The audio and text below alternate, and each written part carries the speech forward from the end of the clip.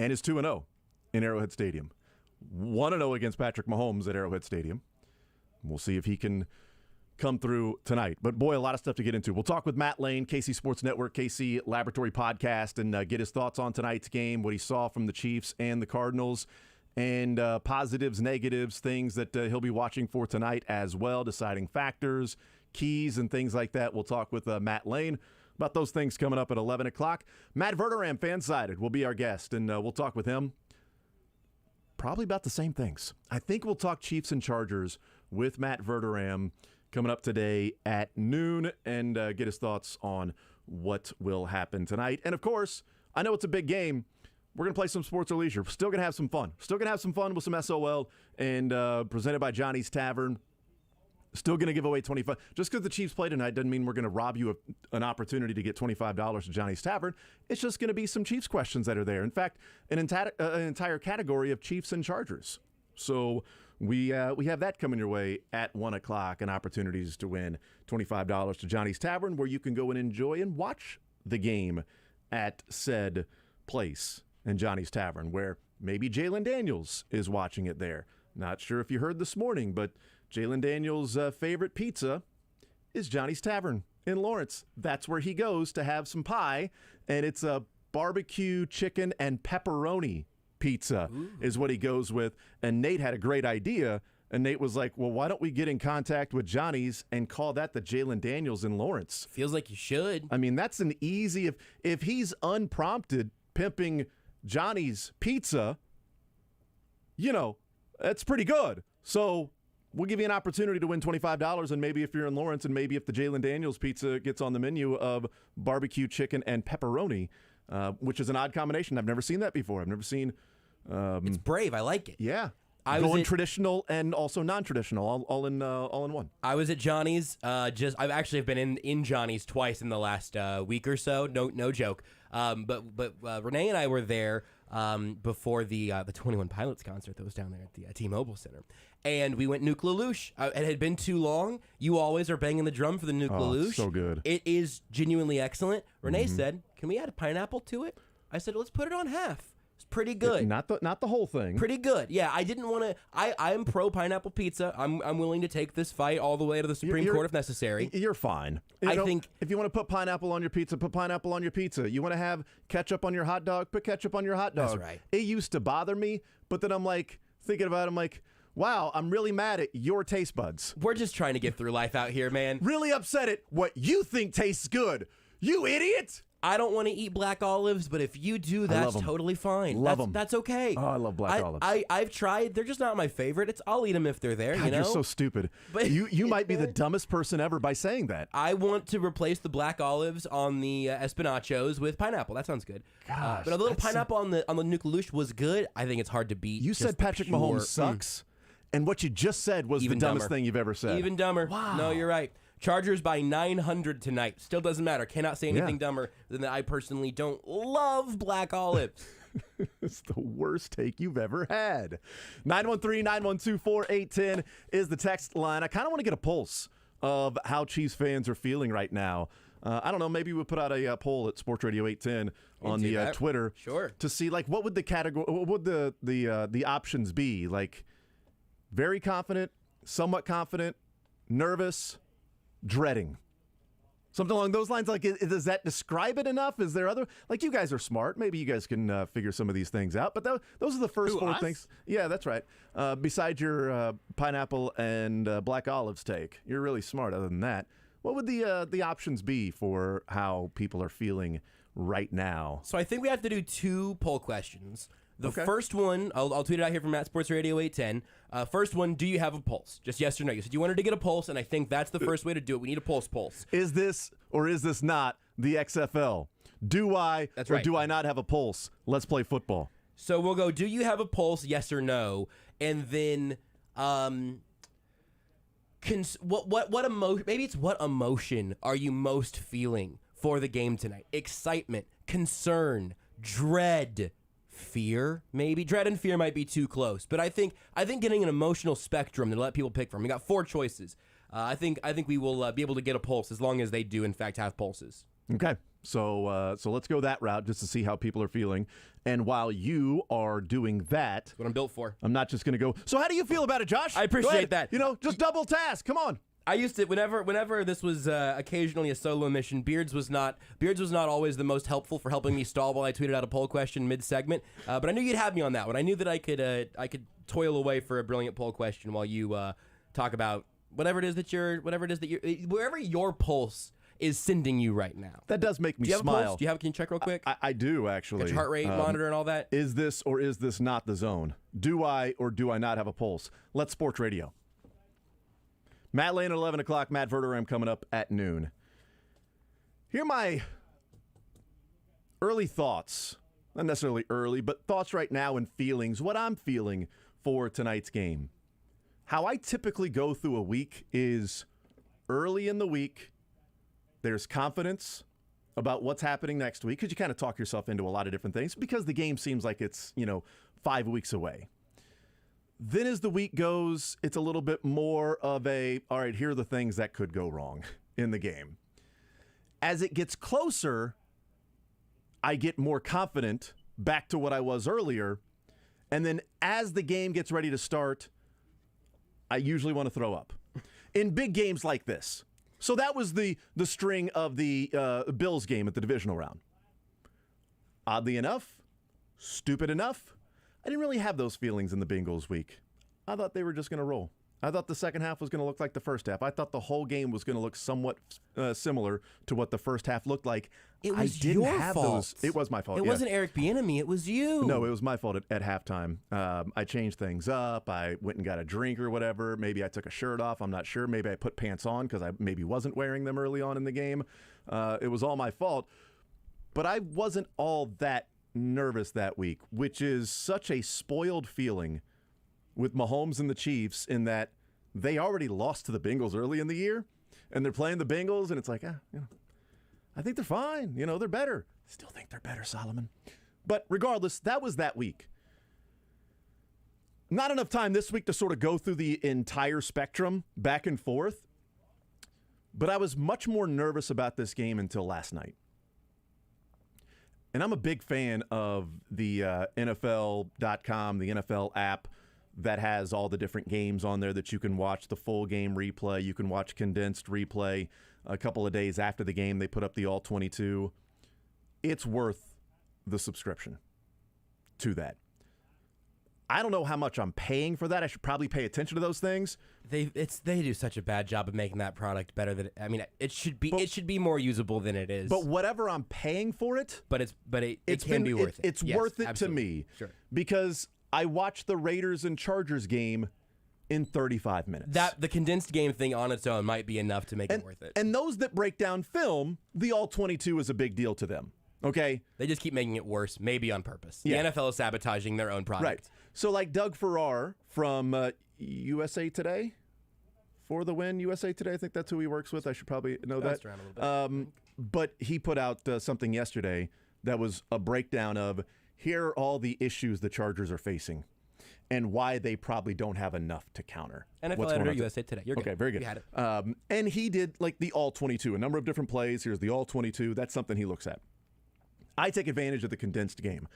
I can watch the Chiefs game back the next day in 35, 40 minutes, and then a day or two after that, I'll watch the opponent's previous game, or maybe another bigger game that might have happened earlier in the year. Much easier when there's only one game to go off of with Chargers and Raiders. That's the only one that I had to watch. Not having paid attention, not having watched the game, right? I had it on the iPad next to me, but I'm watching the Chiefs game and I'm, taking notes on every play, charting every single play that takes place, having to rewind and play and fast forward at commercials and things like that. I am not somebody you would want to watch a Chiefs game with because, one, I don't want your commentary, so chill out. I don't need you talking. And also, I rewind a lot. I rewind and look at things again and rewind again and write things down or, type them into my notes. And then I press play. And so if you're scrolling Twitter while watching the game, you can't watch it with me. Yeah. Can't watch it with me. I'm too online. And tonight, I don't want any text in the first half. of the game from you guys, okay? No. Little man's got a baseball game tonight. Okay. So it's a 5:30 game. Okay, it's a 5:30. So we, in theory, should be home by 7:15. Hour 15-minute game. Game gets over around 6:45. Pack up. Do our little 1, 2, 3, go team. Get to the car. Drive home. Get home. Shower. Change. Well, Mike McDaniel wouldn't shower. But shower. Change. Watch the game. Maybe it starts at like 7:30, maybe 7:35. I'm not sure, but Why are you checking your phone, Jason? You're doing it at a show. Because what are you texting me? I was just warming up for the first half. What was the text you just got? Okay, you said, "Holy Shane, Justin Herbert!" 3 exclamation points. I'm just Okay, trying I to see. get warmed up for the first half. Okay, yeah. So you can text all you want right until about 7:15, and then don't. And then about halftime is when you can start texting. That's fine. So I love watching the condensed replay. I was nervous until watching last night's game with Chargers and Raiders and taking notes and things like that. What a play by a little man. That's better. I'm actually at both games. I'm There you watching go. the Chiefs game Look on at my you. phone Look at you, your Kevin son's Harlan. baseball game. I'm calling both games. How many games? I'm calling both games. You had a point. Sorry. Poll questions are up, by the way. All right, great. Check those out at Sports Radio 810. We heard about the pressure that the Chargers put on Derek Carr, right? Khalil Mack got 3 sacks. They were in his face, all of that stuff. That's not what I saw. I wasn't watching through Chiefs-colored glasses, I promise you. I was watching to see what happened because I want to take notes because I want to actually have an opinion and not just, oh, well, Khalil Mack beat that guy, but that guy sucks. Who cares? Derek Carr had a lot of time to throw in that game. I mean, a lot of time to throw. Khalil Mack's 3 sacks. The first sack that Khalil Mack got on Derek Carr, he was blitzed up the middle by Kyle Van Noy, and Kyle Van Noy was falling, and his left leg hit Derek Carr's leg. At the same time, Khalil Mack was walking the right tackle back to Derek Carr, but Derek Carr lost his balance because he was hit by Van Noy, who was blitzing, so he couldn't then run to his left. As he lost his balance, the right tackle runs into Derek Carr. He falls. Khalil Mack touches him. Sack number 1. Sack number 2 for Khalil Mack. I counted.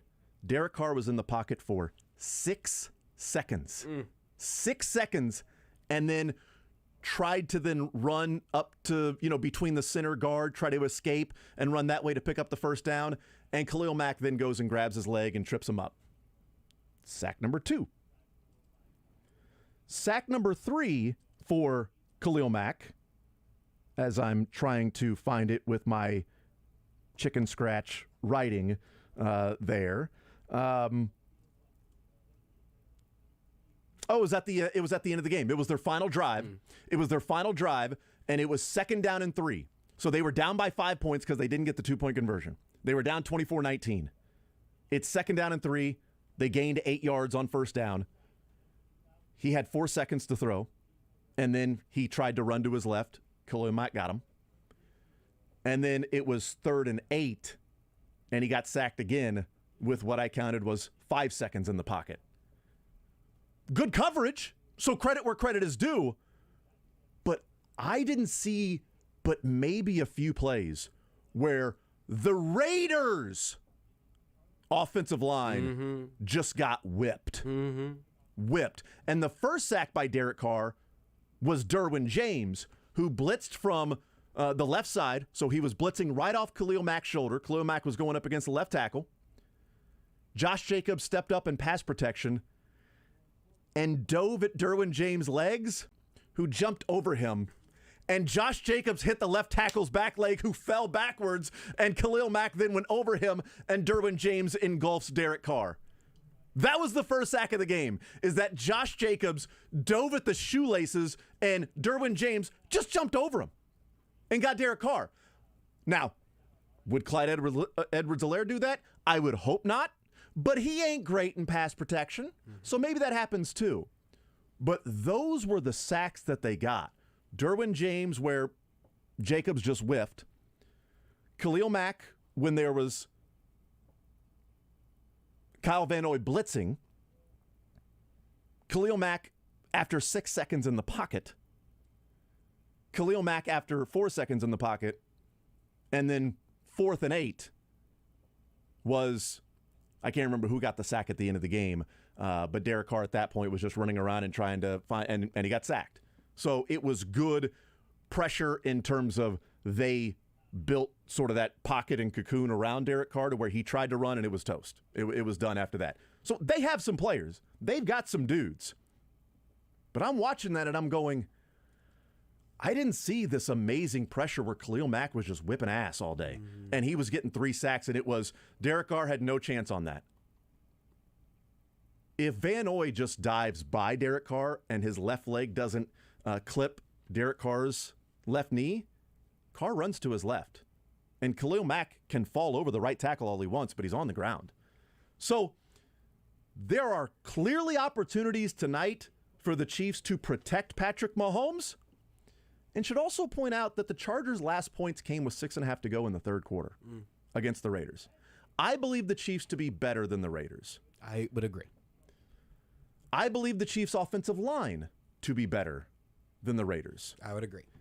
It does not mean the Chiefs are going to look like they did against the Cardinals, but my confidence in the game increased when I actually watched and saw how Khalil Mack got the sacks and what the quote-unquote pressure really looked like and how many clean pockets Derek Carr had. And the 3 interceptions for Derek Carr. He had a clean pocket right before half, and he threw down the middle of the field into triple coverage to Darren Waller. And it was just an awful throw, and it was intercepted. The second interception that he had, they had just picked up 40 yards on 2 plays, the Raiders had. They were at 1st and 10 at the Chargers 45, and he threw a deep shot to Davante Adams with 3 players at the goal line with Davante. You know what? Let me give my guy a shot. Well, don't underthrow him by 5 yards. And the third interception that he threw, it was 2nd and 2 at the 48-yard line. They had just picked up 8 yards on their next possession. 2nd and 2, and he sat in the pocket and had all day to throw. And Hunter Renfrow was coming across the field, who, by the way, started at the right side, came all the way across the field, was at the numbers, and Derek Carr threw behind him cutting across the field. You know what you can't do in the NFL? Throw behind a receiver cutting across the field. And at that point, McCallahan or Callahan, who, Big Tom Callahan's son, whatever, steps in front and just runs and runs right to him. Hunter Renfrow stops and tries to reach back. It's an awful throw. Those were the 3 interceptions by Derek Carr. He had all day to throw. It wasn't interceptions where he was hit or it was crazy schemes or anything like that. I don't expect Patrick Mahomes to make those plays. The first drive by the Raiders resulted in a field goal. They had 2nd and goal. Josh Jacobs has a touchdown. He slips and falls. Just slipped and fell. 3rd and goal. Derek Carr and the Raiders have a touchdown. He did it again, or at least first, what he did with Hunter Renfrow. Darren Waller toasts Derwin James, is running across the field, and Derek Carr throws it behind him. And Waller has to reach back and doesn't grab it, and he's beat Derwin James by so much that while he's reaching behind him to touch the ball, Derwin James still can't get a hand on it. That's an easy throw. It's an easy pitch and catch. It's a touchdown. A better quarterback beats the Chargers last weekend. A better quarterback wins that game. And I know that Carr gets talked about as he's underrated, he's this, he's that. Yeah, he threw some dimes in the game. He did. To Davante Adams, he threw a dime to Darren Waller. He made some good plays. But he threw 3 interceptions that were just bad decisions or a bad throw, and he missed 2 different touchdowns by not making good enough throws. The Chargers could have had a bad game, and now they're really ready to go. The Chargers could have been looking ahead to Thursday night. Sure. Brandon Staley and the Chargers could have been totally vanilla and saying, we're going to get past the Raiders even if we survive them by a point. We're gearing up for the Chiefs. All of that could be the case. But I did not see a team that was just dominating the Raiders against the Chargers, dominating the Raiders, this past weekend. I think there are a few different ways you can make that specifically relevant to tonight as well, like the places where that all is going to translate. One is I think you've kind of laid out the question of quality of pressures, which I don't think of as like a phrase right now, but maybe should be. I like it. I do too. I wrote it down while you were talking, and I like a little QOP. I want to see that on a stat sheet somewhere, because I want to know when you're getting pressure quickly, or to the inverse, talking about Khalil Mack having some sort of clean up the mess sacks there. Chris Jones had some really impactful pressures against Kyler Murray and didn't end up with the sack. So the way that we talk about that is just an evolving thing. We're better at it now than we were 5 years ago. We'll be better in 5 years than we are today. That's just how the conversation about, measuring play in that regard is going to keep evolving. But whenever you look at how the Chargers were pressuring Carr to what the Chiefs could look like if they are subbed in for the Raiders. Like you said, that's assuming some things. But just the closest correlation we can make. If you drop the Chiefs into the scenarios that the Raiders were in last week, I think that this iteration of the Chiefs offense is, to use a phrase that is near and dear to my heart, uniquely qualified to... In regards to what? In what regard, In what Beards? regard? Dang it. Your line is in what regard? I'm sorry. Jeff Long said he was uniquely, or did he say that Les Miles was uniquely qualified? Or Jeff Long was unique? I One think of them was Jeff uniquely Long qualified. was uniquely qualified. And somebody asked, in regards to what? In what regard? In what regard, or in regards to what? I don't remember. I've lost the plot. But I do think the Chiefs' offense in this new iteration is uniquely positioned to offset some of those little messes that the Chargers can make. Yeah, for sure. We talked about it after the Cardinals game. You can pressure Patrick Mahomes, but if you're blitzing, it's too late. You can only rush 4 or even 3, but if you never get to him, it's not really going to matter. It seems like it's looking pretty decent for J.C. Jackson to have a shot to go tonight. Yeah. So that will complicate things if they can actually keep up in coverage. Now, again, I think that the phrase that Brandon Staley used was that J.C. Jackson participated in a jog-through. I don't know that means he's ready to go stride for stride with Marquez Valdez-Scantling today. I don't know what state he will be in, other than Missouri.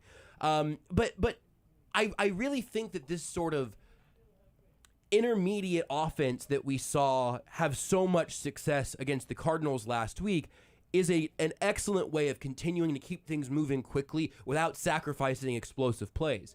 I was listening to the Ringer NFL show this morning. I like that. It's a good show. Really excellent. And they use the phrase mid-range game for Patrick Mahomes. And against the Cardinals, he was playing a perfect mid-range game. That's a negative connotation in basketball. I was going to say, mid-range game is not where you really want to be. It's not very efficient. What a terrible shot. But in this instance, it actually is sort of, maybe you can say it's the layups for Patrick Mahomes, because an 8-yard crosser to Juju is more or less a layup because he's created some separation and Mahomes is going to put it on the dot. But the idea of that continuing evolution of the mid-range, they were forced into that last year. And Tyreek Hill was a good weapon in the intermediate. He one of the best intermediate weapons in all of football. But they have that breadth of weaponry now where you can find your quick blitz beater or your quick solution to whatever your problem may be. Mahomes is going to have a chance to find that solution in 3 or 4 different places that, as we've talked about ad nauseum, just didn't have that many choices last year. So I also find myself being relatively bullish on them being able to be productive offensively tonight, while also still being able to say that if the Chiefs tackles don't hold up at least to an admirable extent tonight, there will be a couple of plays where you have to catch your breath because you don't like seeing Patrick Mahomes get hit like that. That is still my concern. But also, he got hit a good number of times against the Cardinals and never went down. 0 sacks. That was not a perfect game in pass pro, but Patrick Mahomes wouldn't let you know that based on the fact that he was getting rid of the ball as quickly as he was. And even as I watched the game and I'm like, wow, Derek Carr had a lot of time. I expect a couple of sacks tonight from the Chargers. Sure. They're too good. Khalil Mack is really good. And Bosa is really good. He was quiet in the game, but he's a pretty good player. And I do think J.C. Jackson not playing can be a big deal tonight, because I think it's Michael Davis is the guy who is the backup to J.C. Jackson who played, is who Derek Carr picked on a lot. Wherever he was, they went to him, and he wasn't that good. Now, probably shouldn't have him matched up one-on-one with Devontae Adams ever, If you've got Asante Samuel Jr., I'd probably take my chances there. But Michael Davis looked pretty stupid a couple of times trying to guard Davante Adams, and that makes sense. You would expect that, but they did look his way, even if it wasn't Davante Adams. Sometimes it was Mac Hollins, and then it was Renfro.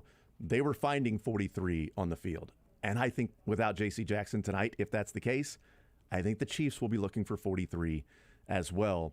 And Darren Waller also had a couple of opportunities for big plays that Carr just missed. That's quite frankly what happened. Carr also threw a couple of dimes to Darren Waller that were like, wow, that's a beautiful throw, laid it over the linebacker in front of the safety, and Waller's able to pick up 25, 30 yards because of that. Mahomes is going to have to make those throws. Like he did against the Cardinals, we expect him to do that, but he ain't perfect, all right? He didn't hit Mecole Hardman on either play, all right? So there are some open receivers. He's not going to hit every single one of them in stride, but doing that tonight is going to be huge. I want to hear from a number of different people weighing in on tonight's game. We'll do that on the other side of the break with Jeff Saturday and Lindsay Theory, who works for ESPN that covers the Chargers. She's the Chargers' Adam Teicher. Diana Rossini weighing in on no Keenan Allen, Rob Ninkovich, and a couple of others as well. We'll take a timeout. We'll come back. More Zone next. Want to see more of The Zone? Watch the show live on the Sports Radio 810 WHB Facebook, Twitter, YouTube, and Twitch.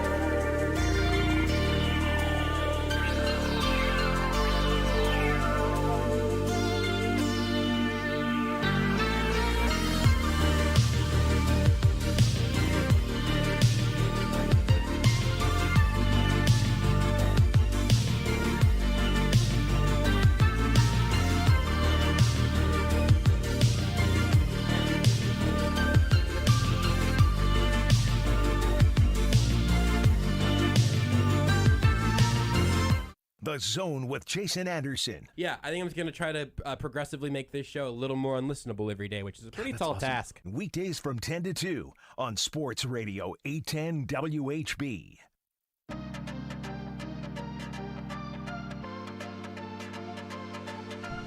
We'll talk with Matt Lane coming up at 11 o'clock, KC Sports Network, KC Laboratory Podcast. Get his thoughts on the game, what he thinks of the Chiefs-Chargers matchup, the places where the Chiefs maybe have an advantage and the spots where the Chargers maybe have that advantage.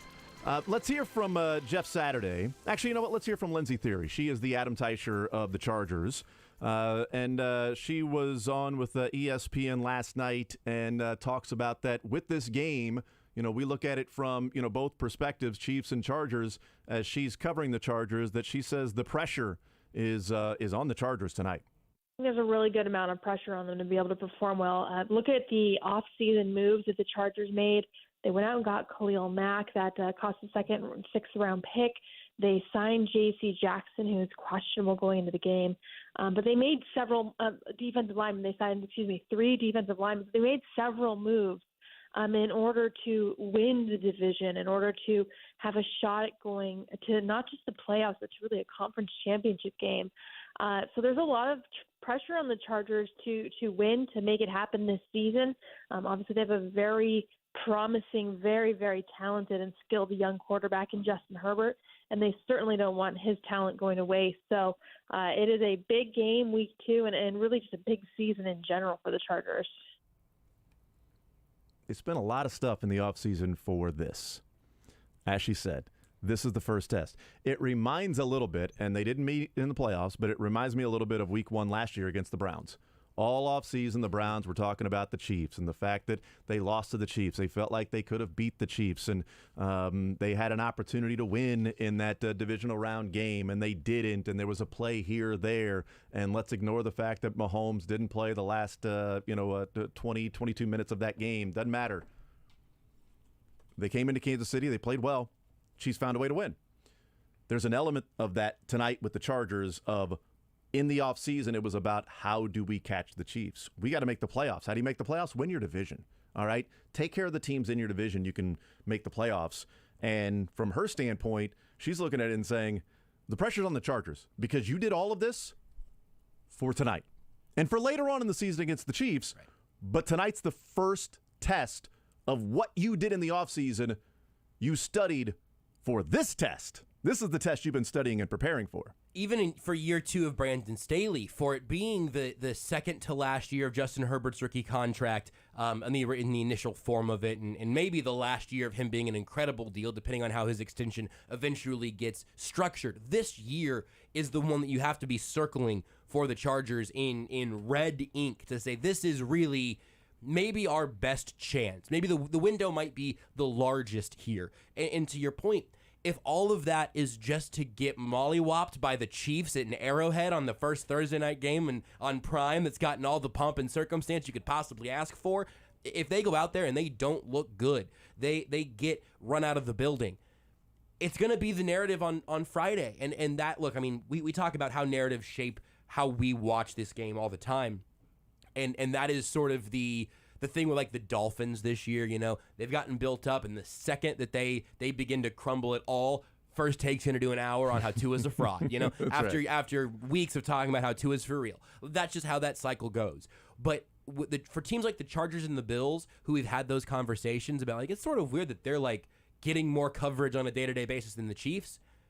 Well, this is when they get to either justify it or that coverage is going to stay on them, but it's going to turn in tenor if they do begin to look fraudulent against the teams that they really are measuring themselves against, in this case, obviously, the Chiefs. They don't have Keenan Allen, and here's Lindsay Theory weighing in on what that impact is, as she's covered the team, and she knows what it's like with and without Keenan Allen. Here she is weighing in with out number 13 for the Chargers on the field. Well, it definitely hurts in a big way. Keenan Allen has been the Chargers' leading reception getters for years, I believe since 2017 or 2018. So obviously he's been Justin Herbert's go-to target the last 2 years, and it was looking like he'd be playing that same role early this season. But with him out, they are going to need a couple of guys to step up. They'll look at DeAndre Carter, Joshua Palmer, Jalen Guyton. And of course, in week one, they really weren't able to get the ball very much to Mike Williams. So with Keenan Allen out, it might be a good reminder that they also do have Mike Williams on that team. Who didn't do anything last week. Doesn't mean he's not going to do anything this week, but he didn't do anything last week. And Keenan Allen, in 13 games against the Chiefs, has averaged over 70 yards receiving in the 13 games. That's averaging is what he did. I mean, he's been awesome. And, should point out that the first touchdown drive for the Chargers on Sunday was a second down and I think 12 or 13. And it was an off-schedule throw from Herbert finding Keenan Allen, who then, had a 20-yard, reception. The very next play was an absolute dime from Justin Herbert to Keenan Allen for like 30 yards. So back-to-back plays, Keenan Allen, they moved down the field. They end up scoring a touchdown on that drive. But you had an off-schedule throw that, got them down there. Should also point out that on 3rd and 3, Justin Herbert was scrambling and slid short of the first down, and the Raiders then hit him. They got an automatic first down. Now, they would have gone for it on 4th down because I think it would have been 4th and goal from the 2 or 3. So Brandon Staley would have absolutely gone for it because it was 3-3 at that point. But they got a fresh set of downs. You would have had one chance to stop the Chargers on 4th and goal from the 3. But Justin Herbert was running, slid, the Raiders still hit. And it wasn't close. It wasn't like I just dove a little bit early. No, he was like already on the ground. Then the guy jumped on top of him. It was dumb. You got a first down. And then they scored on 3rd and goal from the 2-yard line. So they still took them 3 more plays to score from there. But they got there with Herbert to Keenan Allen. And there were some good throws by Herbert off schedule. The other 2 touchdowns, DeAndre Carter and Gerald Everett. The Gerald Everett one was an off-schedule throw. He was running to his left. It's the one that people have talked about down the left sideline. Herbert was scrambling to his left, turns his shoulders, and makes a really awesome throw back shoulder to Everett. And then DeAndre Carter was just a dime over the middle in a window, and Carter made the catch, and it was a touchdown. So those were the 3 touchdowns that Justin Herbert had on the day. But that first touchdown drive was Keenan Allen and a roughing the passer or an unsportsmanlike conduct penalty by the Raiders. So there are opportunities, and Keenan Allen has been an off-schedule security blanket for Herbert. That's where I think the biggest issue is. If you're talking about within the scheme, Josh, and here's what we got, this is the read over there, this is the read over there, the off-schedule, now I'm outside the pocket, that's been a lot of Herbert and Keenan Allen throughout the years. And Herbert is honestly just so good in all of those forms where I think that to some extent, Mahomes' best highlights do come whenever he breaks out of the structure a little bit. But the idea that that's the only way he makes plays, is obviously way overblown and has been for many years. For Herbert, I think that whenever he is able to stay in that pocket and be unbothered, he is a damn near perfect quarterbacking machine. Really good. But he's not middle-aged Tom Brady. It's not like he can't do something out of schedule and find Keenan Allen on something that just feels like an absolute backbreaker. I am very intrigued to see what he's going to do, who he's going to be targeting in those instances tonight, and also if the Chiefs can make that a pressing concern anyway. Yeah. Because if he can just sit back there, he is not going to leave the pocket for the sake of leaving the pocket. He's not Russell Wilson. He doesn't need to go find more space. One of the little measurable things that felt kind of silly in the draft was, hey, he can look like a quarterback in the pocket. And gosh darn it, he sure does. I mean, they were right. They got that one in one. It was a nice pick by the Chargers. You guys were correct. The Chiefs have to make him uncomfortable, but then also, much like, not exactly like, but much like defenses have to with Mahomes, you got to make him uncomfortable and then keep covering your dude because that play could get extended and it's going to be really stressful on Jalen Watson, who I presume is going to basically start tonight. Yeah, I would guess he would start tonight as well. And what does Spags do? You've got your game plan and your scheme with Trent McDuffie out there against the Cardinals. McDuffie's not out there. Watson is in there. Do you change everything up? Or do you say, this is the way we're going about the Cardinals, so Jalen Watson is now playing in that spot and we're running the same things? Now that you know Trent McDuffie won't be there, is there more help towards a Jalen Watson? Do you shade a little bit more over there to help him on a Mike Williams or a Josh Palmer? DeAndre Carter had a big game. You know, he was the one that had the touchdown and some of the bigger throws from Herbert. And Jalen Guyton is a guy that, you know, Herbert loves as a deep threat. So Keenan Allen not being there, though, is huge. We'll take a timeout. We'll come back again. Matt Lane at 11, Matt Verderame coming up at noon, and about 30 other things to get into here in the Zone on this Thursday edition right here on Sports Radio 810 WHB. Follow the show on Twitter at J810Anderson, at JB Brisco, at Beards McFly, and at Sports Radio 810.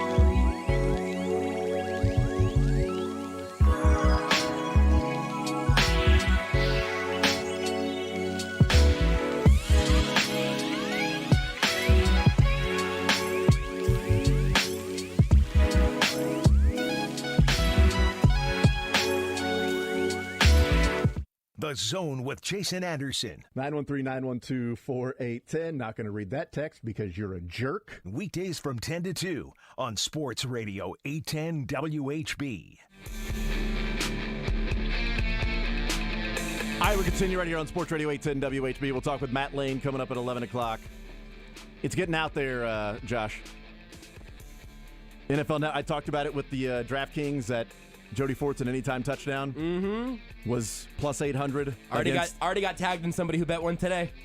It was plus 800 against the Cardinals. It's plus 500 now. NFL Network just did their DraftKings favorite plays tonight. Jody Fortson anytime touchdown plus 500. It's getting out there.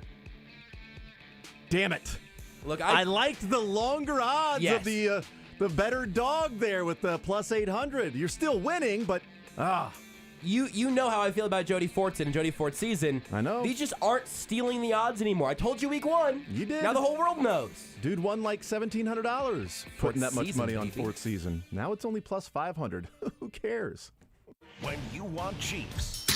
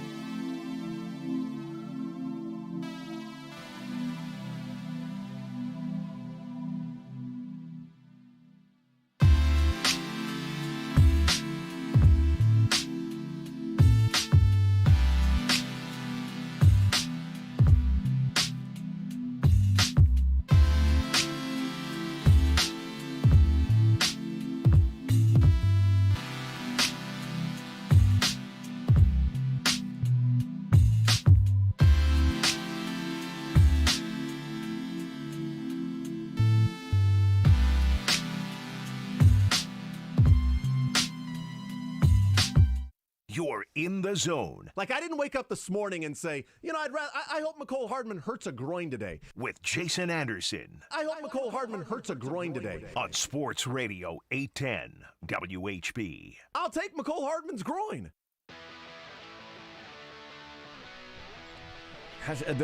There's something about that. I feel like there was more to that I don't than think what so. was just cut. Not that I can remember. I don't know what it is, but I don't That think was that's verbatim. I don't know what you're talking about. interesting. I just think that there was more around that. I guess Where not. the audio file stopped. Yeah, you guys wouldn't do that. I mean, it's out there. It's on the record. I mean, it's radio. Once you say it, you say it. It's there. It's open for interpretation. Chiefs-Chargers coming up tonight. We've got the Central Bank of the Midwest pregame show with Soren and Curtis Seabolt starting at 6 o'clock. And then directly after the game, Sports Radio 810 postgame show with Joe. Beards, you're going to be there, right? It's Joshua Beards? Brisco with an E at the end. Josh Brisco. I would rather you call me James Anderson. Just put an E at the end of Brisco. Josh Briscoe. There you go. Josh Briscoe. Looking forward to the challenge of facing the Chargers post-game show. Yeah, well, hopefully, Well-coached team. Hopefully, it's a fun one because show. I was the one that hosted the Chargers postgame show at home last year. There were some unhappy people, Yeah. so I was at that game. yeah, I was in my basement doing the postgame show. People were not happy about that. Let's hope it's a much more jovial postgame, like it was after the Cardinals game. Joining us now, Matt Lane, KC Sports Network, KC Laboratory Podcast here in the zone with us. Matt, what's up, man? How are you, sir? Oh, I'm doing good. How about you guys?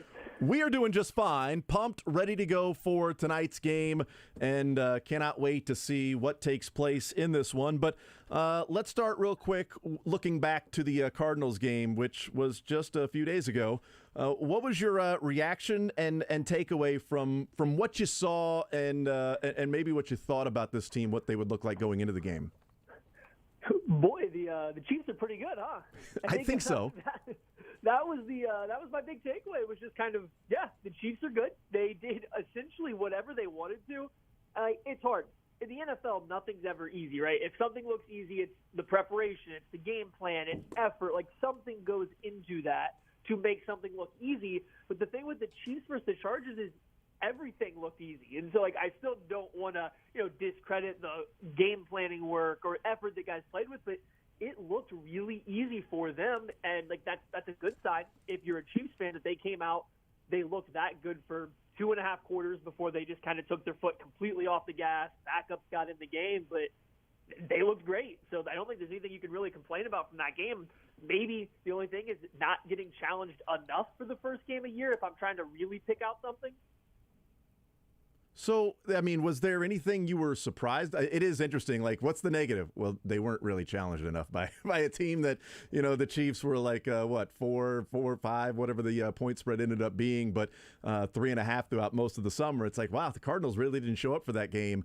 Also, maybe the Chiefs just beat them down, which I think is probably more the Chiefs than the Cardinals. But was there anything in that game that you were maybe surprised by, that you didn't thought you were going to see, or thought there was going to be a level of play that maybe was better or worse in that game for the Chiefs?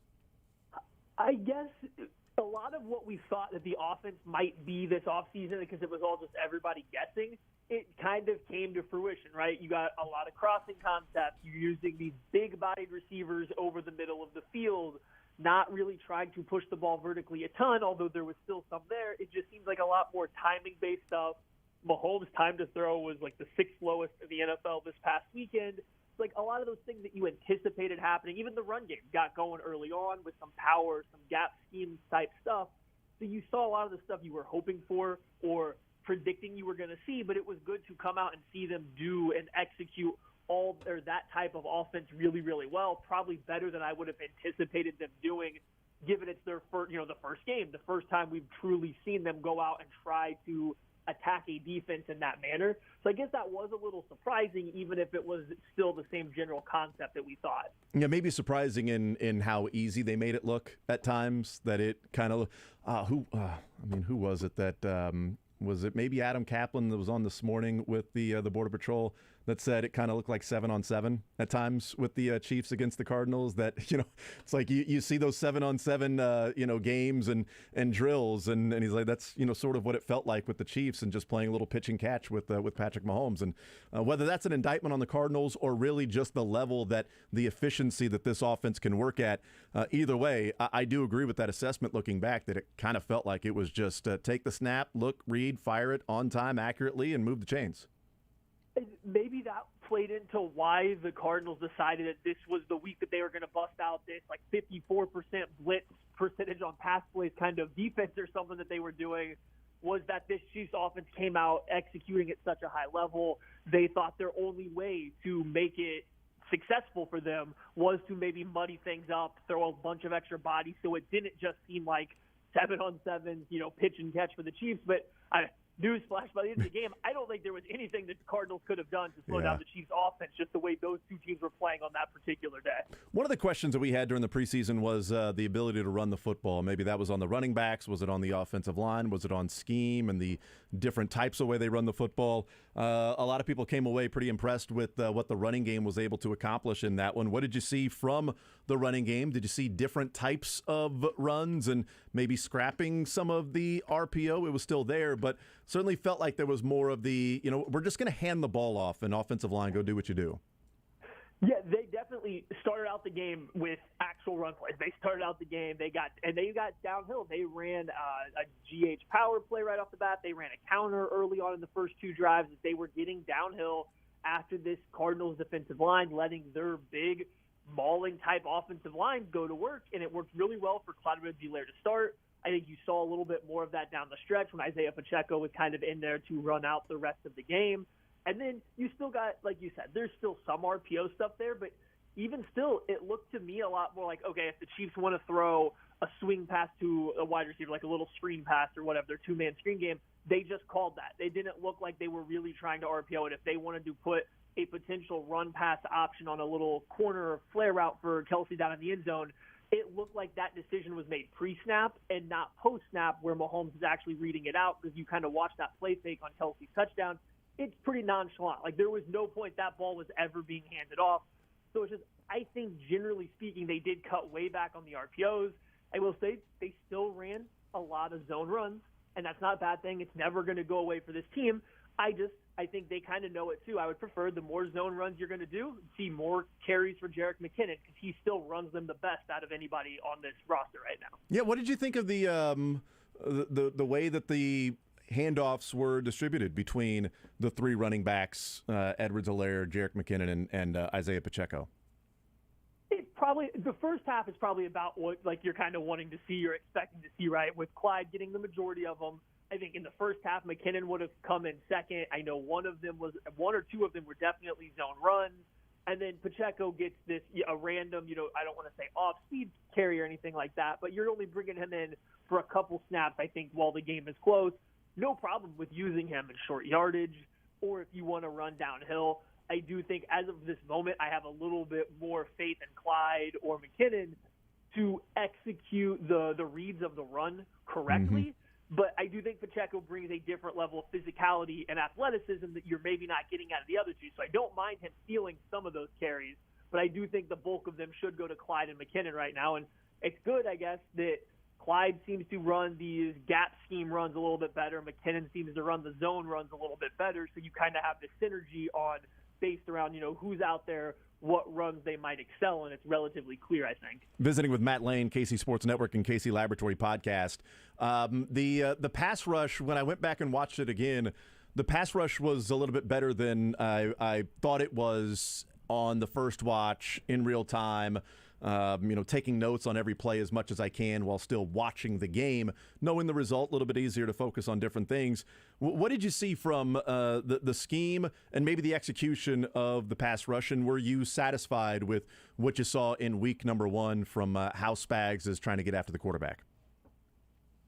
I had the same experience kind of you did. You watch it live, and I thought the defensive line was good when I watched live, but I thought it was a lot more – they're bottling up Kyler Murray. They're not letting him get away, and they're kind of letting him run himself into some of these pressures.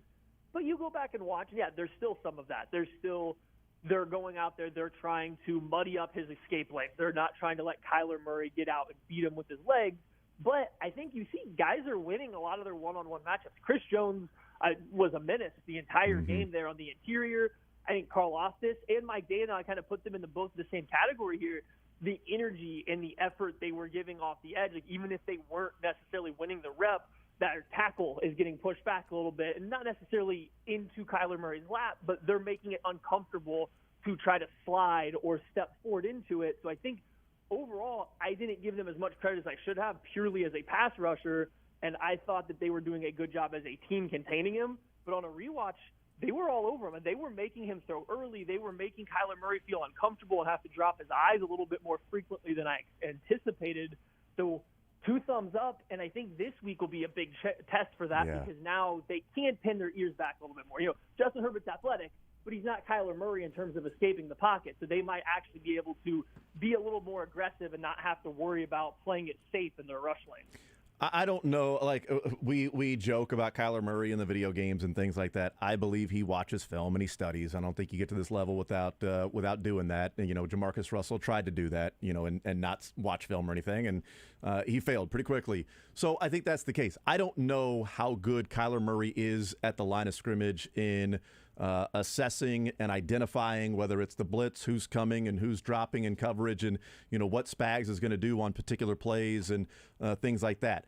I'm not even sure at this point if Justin Herbert is at the top of the league at something like that. I believe Patrick Mahomes is. I believe Aaron Rodgers, Tom Brady, guys like that.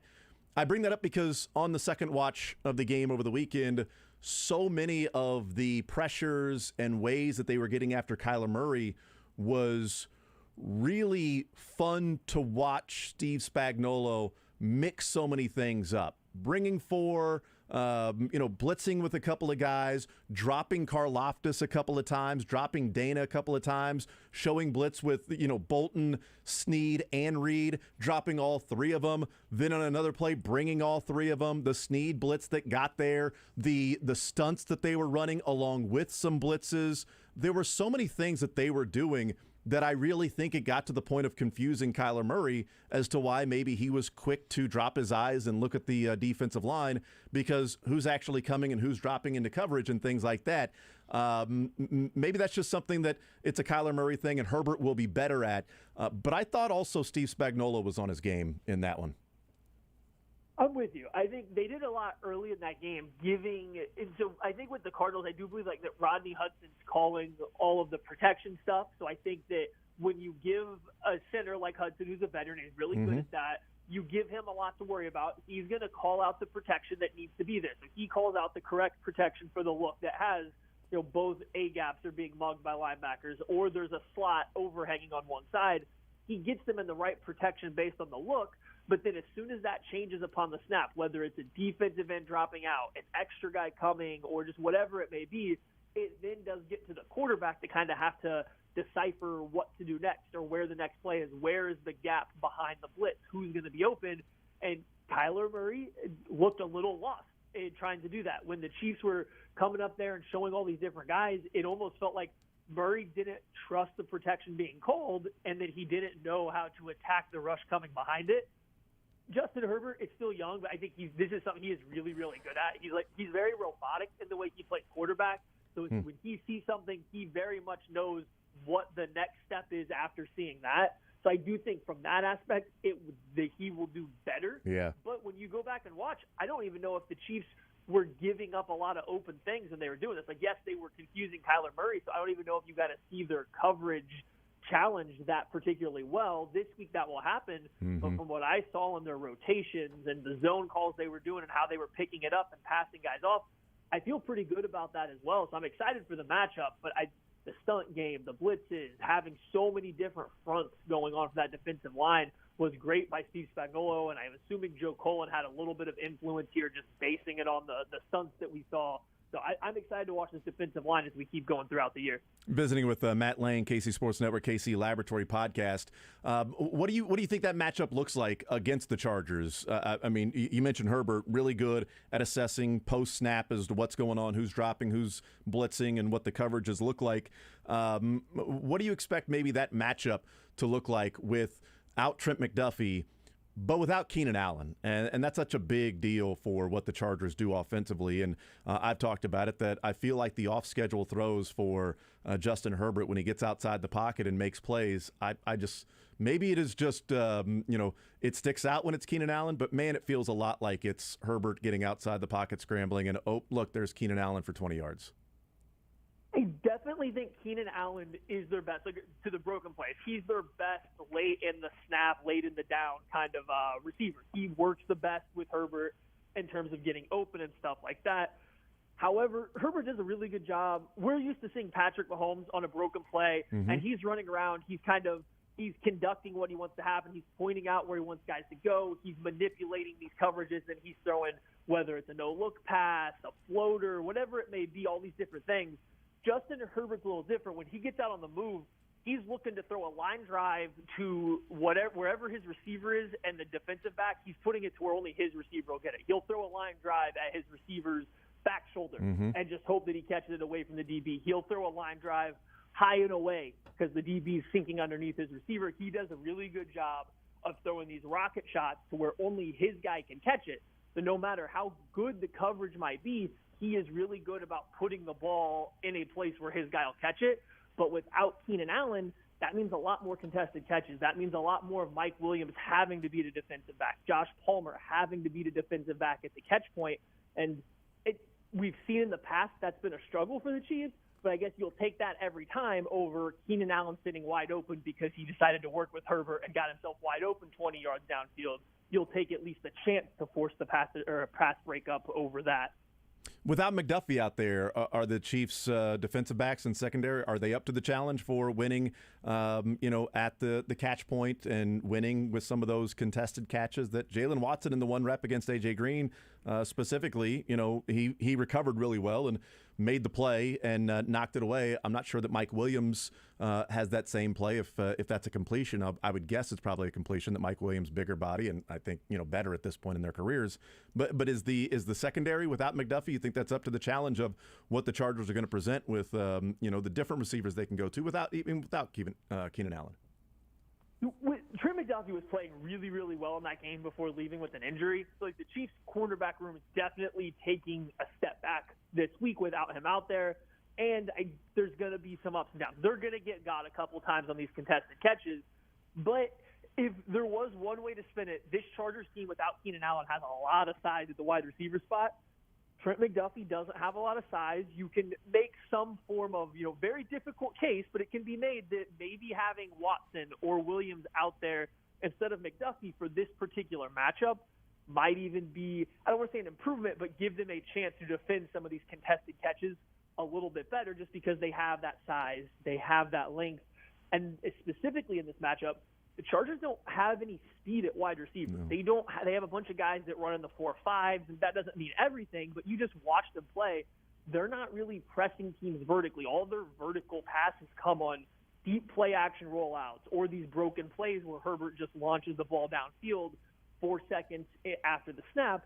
They're not really going to threaten these corners on the outside with their speed, and I think that bodes well for a Watson, for a Fenton, two guys that like to be a little bit more physical at the line of scrimmage. They're not trying to just turn and run. It's not their strength, but also I don't think this is a team they'll have to do it. So it's a good test for this team, especially Watson, who's a young guy. Yeah, and should point out, too, that, against the Raiders, I'd mentioned this in the first part of the show, that, 6.5 minutes to go in the third quarter, the last points that the Chargers scored, Keenan Allen wasn't out there in that second half, and they struggled to run the football a good portion of the game. And the Raiders, to their credit, they were stopping the run, which then was putting a lot of the pressure on Justin Herbert. And without Keenan Allen, it wasn't as easy to do. It wasn't easy at any point during the game because they scored, 24 total points against the Raiders. And, again, the last point's coming with 6.5 minutes to go in the third quarter. So stopping the run's going to be huge, obviously, against an Austin Eckler. And for whatever reason, a Joshua Kelly that was getting a lot of the reps there as the running back. Because I always think Austin Eckler with the Chargers, that's their guy. And then they go to certain guys in sub packages. But that wasn't the case, at least against the Raiders. Matt Lane, KC Sports Network, KC Laboratory Podcast. How do you think the Chiefs counter the pass rush from the Chargers. That's a big part of tonight's game. It's been a big part of the discussion around this game this week is those two defensive ends. They brought Derwin James a number of times on a blitz as well. How do you think they counter the pass rush that you expect to see that's pretty good for the Chargers?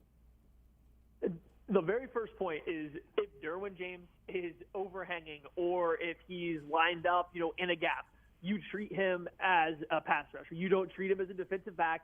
You don't leave him up to a running back to go, sort him out, cross the formation, and go try to block him one-on-one because he's going to win, right? Mm-hmm. You got to treat him, if he's lined up as a rusher, he's got to be part of, I think, your offensive line's protection call or having a tight end in there. You got to do more than just treating him as a blitzing defensive back. Now, I don't think they'll blitz him a ton and take him away from trying to cover Kelsey or the middle of the field, but it is something to keep an eye on. And then as far as the defensive ends, that's the million-dollar question, I think, for this whole game. Now, Derek Carr got the ball out relatively quick. It was like 2.76 seconds per time to throw on average, whereas Patrick Mahomes, I think, was a little bit lower, around 2.5. So he's getting the ball out a little bit quicker. But if you watch that Raiders game, a lot of those sacks were coming when Carr was holding the ball. Like, you were getting a lot of these sacks. I think 4 of the sacks came 3 seconds after the snap. Get the ball out quick. I think that's going to be the game plan here for the Chiefs is just get that ball out quick. Don't try to challenge the Chargers too deep coverage if they're going to run out there. The Brandon Staley defense, don't try to beat them deep. Take what's there and kind of neutralize those defensive ends, force them to win quickly, make sure your offensive tackles are aware that the ball's coming out quick. I just think it's going to be a lot of quick game, a lot like we saw against the Cardinals, even though they don't have near the same level of pass rush. Yeah, I'd pointed out that watching the game again and seeing just watching every single snap, and I came away thinking, and it felt like Derek Carr had a lot of time to throw in that game. And I know they'll talk about this Khalil Mack's 3 sacks, right? And Derwin James got in there, and then they got another sack late in the game that wasn't Khalil Mack. In fact, I think the last play of the game was a non-Khalil Mack sack. But I'm watching that, and I'm seeing the 3 sacks that Khalil had. And the first one, Kyle Van Noy beats the guard on a blitz, and he's falling, and he hits the left leg of Derek Carr. At the same time, Khalil Mack is walking the right tackle back to the quarterback. But if Derek Carr doesn't get his left leg hit, I think he just slides to his left and Khalil Mack and the right tackle fall. Instead, they fall on Derek Carr, and Khalil Mack gets the sack. The second one he had, Matt, I counted 6 seconds for Derek Carr in the pocket. 6 seconds is from when he got the snap until Khalil Mack hit him, and that was only because he was sitting in the pocket looking, and then he decided, I'm going to step up and try to run through this open gap on the right side, and Khalil Mack was working over towards that direction and tripped him up and got the sack. But that ain't exactly Khalil Mack just whipping somebody and getting back there. So I was a little more encouraged watching it again that I didn't feel like it was just a dominant pass rush, that the Chargers were just all over Derek Carr the entire game. I saw some bad interceptions with plenty of time to throw, and I saw some coverage sacks that were there from the Chargers. I'm right there with you. Yeah, you see the stats, and you start to get a little worried that this Chargers pass rush might be what kind of a lot of people talked about this offseason, but then you go back and watch, and yes, it was a lot of Derek Carr patting the ball. It was a lot of Derek Carr standing in the pocket, but not necessarily moving or sliding away from where any potential pressure was coming. And the Chargers were just slowly, comparatively speaking, working their way back to him and then finishing the sacks once they got there. But you combine the fact that I don't think they were winning super quick around the edge consistently with a really, really poor interior pass rush. I don't think they have much interior pass rush at all. I think there's going to be plenty of time or space or ability for Mahomes to slide around in the pocket or even escape the pocket. He has gotten a lot better at escaping through the interior of the pocket, whether that's running straight up the middle or just working up and over the tackle to get out. So I felt a little bit better going back to watch this about how the Chiefs will hold up in pass protection against the Chargers if this game goes along. And I think the next big thing is, where are they going to throw the ball? The Raiders were trying to push the ball vertically on the Chargers. Yep. And that's like the one thing Brandon Staley doesn't allow you to do. That's his go-to thing. That's his bread and butter. And the Raiders continuously were running these vertical concepts. if the Chiefs do what they did against the Cardinals, I think you're going to have a lot of open guys running over the middle of the field, 5, 10, 15 yards downfield. And if Mahomes is on like he was against the Cardinals, that's a lot of free yardage right there. Yep. Last one for you. Matt Lane, KC Sports Network, KC Laboratory Podcast. What do you think happens in the game, and who wins if you have a score in mind of what you think will take place? Yeah, I've alluded to it a little bit here. I do think the Chiefs' offense is going to be able to find some success versus the Chargers' defense. I think the way the Chiefs' offense has pivoted this offseason going into this year actually makes them a kind of matchup nightmare for the Chargers. I think what the Chiefs look to be really good at doing is exactly what the Chargers' defense doesn't or is trying to trick teams into doing, but the Chiefs do it really well. So I think they'll find success. Right now, I think Justin Herbert is really, really good. Until I see this Chiefs secondary completely challenged, like I think they will be in this game, I'm going to lean out there and say that I think the Chargers offense will have success against them. I think you're going to see Herbert moving around, throwing these darts, throwing these great passes, bustling the ball into tight windows, high-scoring game. But I still think I have the Chiefs coming away with this one, 34 to the Chargers 27. 34-27, Chiefs getting the win.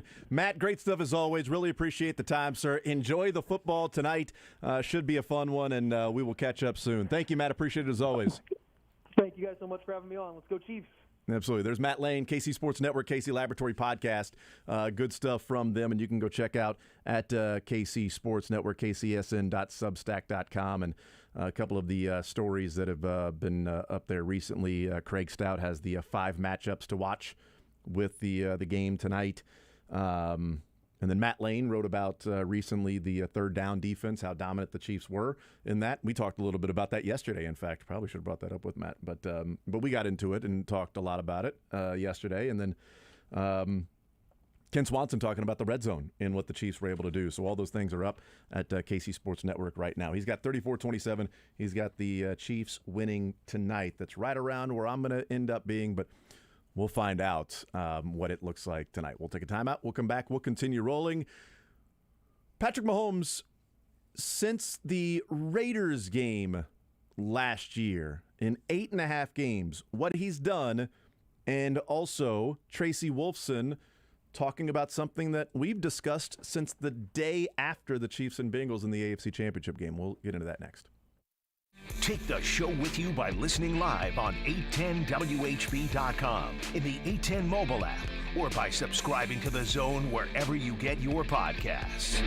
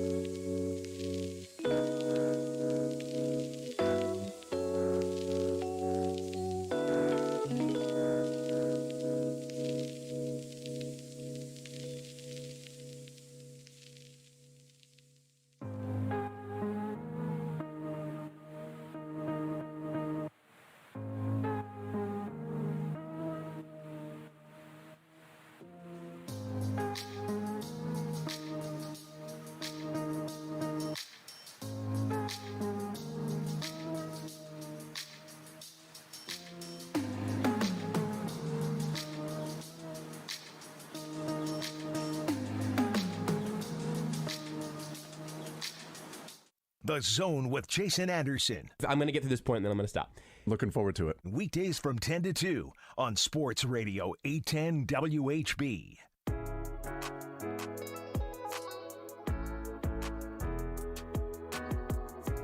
Taking to Matt Lane, KC Sports Network, KC Laboratory Podcast.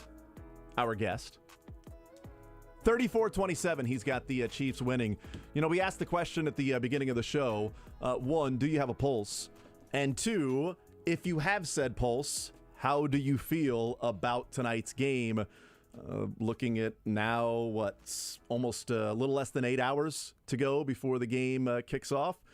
What's the update on some of those poll questions or answers there, Josh? So I've got those two, as you said. First of all, just started off with, do you have a pulse? Yeah. And right now, 77% of people do say they have a pulse. That's good. 23% of us, I voted no as well. I just feel like, eventually you just sort of lose the feel for your own pulse.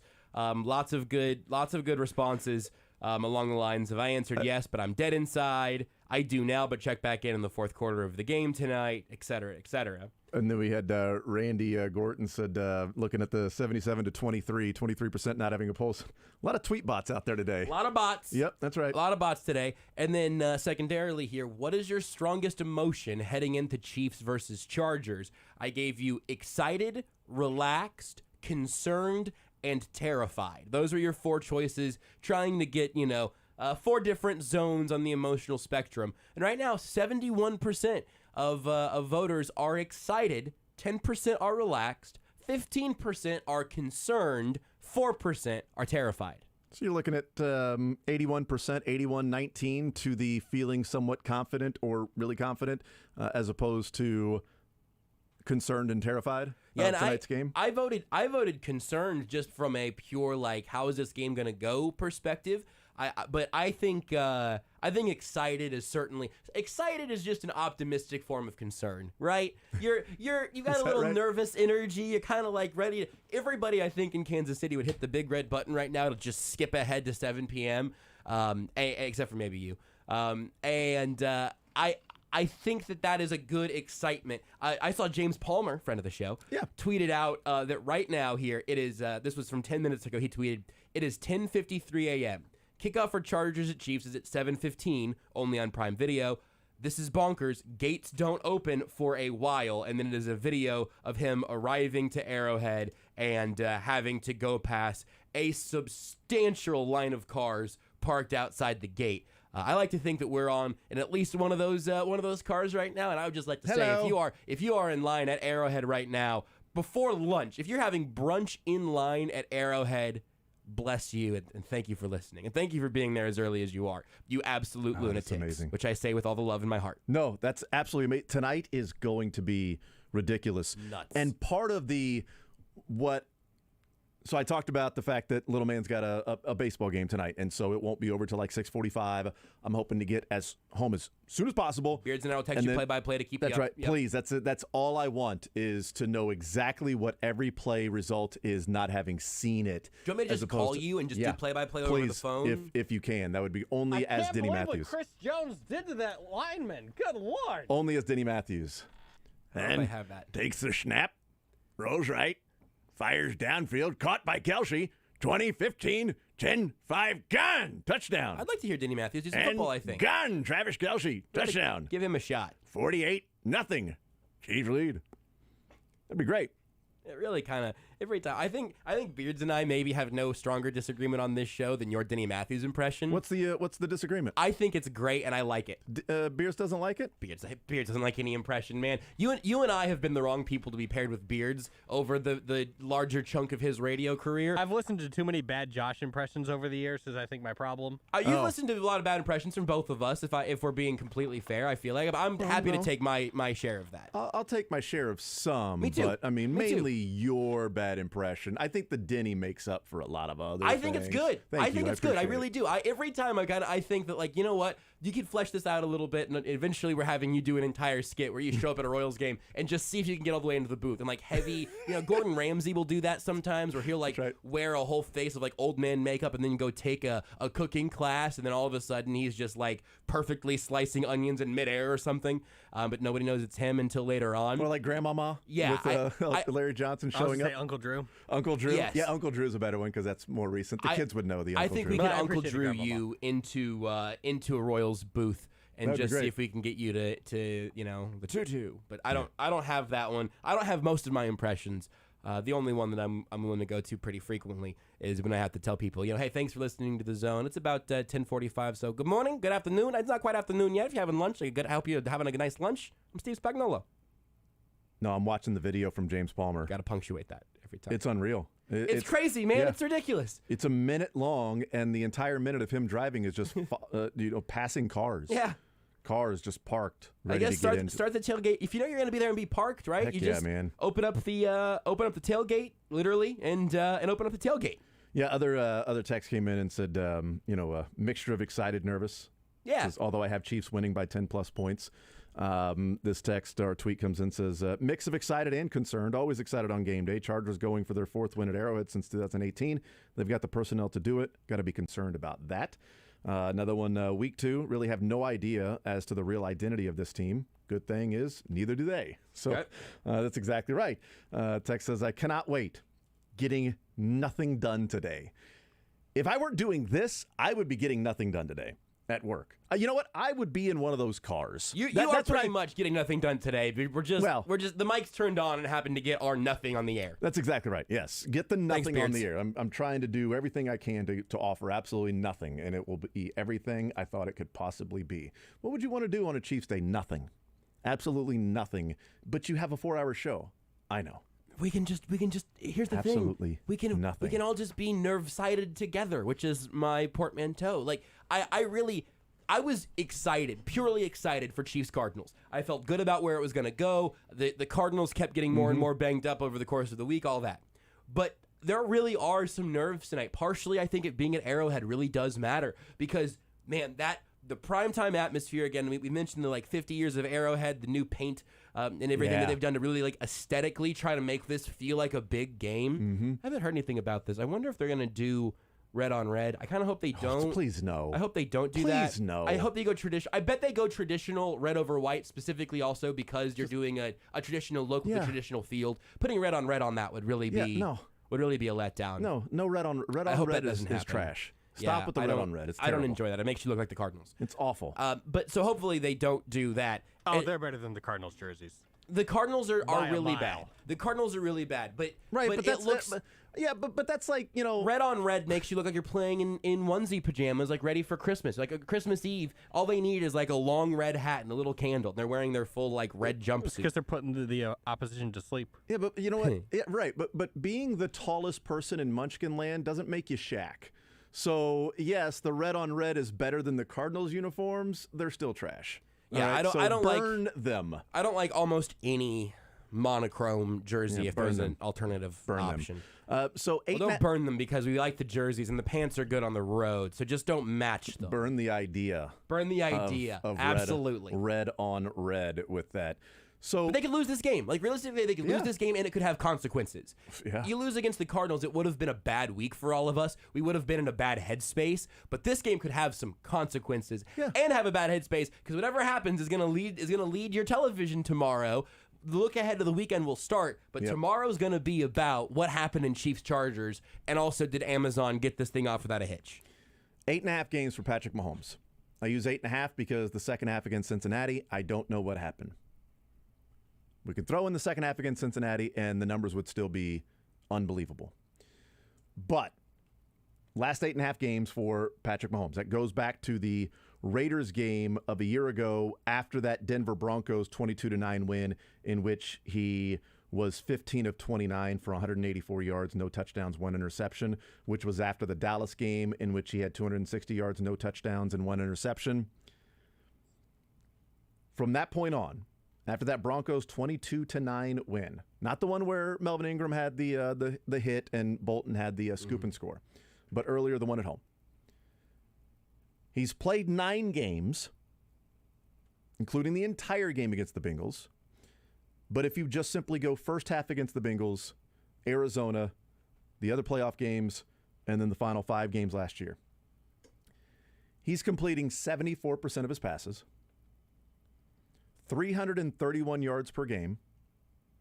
In those 8.5 games, he has 28 touchdowns and 2 interceptions with a 126.4 quarterback rating in the last 8.5 games. Again, nobody knows what happened at halftime. Nobody knows what happened in the second half against the Bengals. But he was playing brilliant football, and I brought this up a number of times that people are saying, are the Chiefs going to figure out the 2 deep? And my point was, they did. They did. They did figure it out.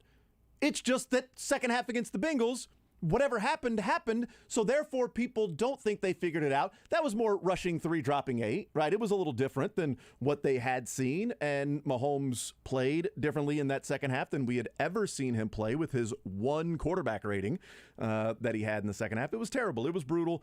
It was awful.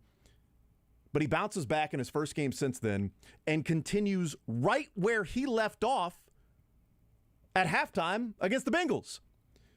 Tracy Wolfson tweeted this out yesterday. And the day after the Bengals game, what I had one of the things that I had talked about was this is going to be the most interesting offseason for Patrick Mahomes' career.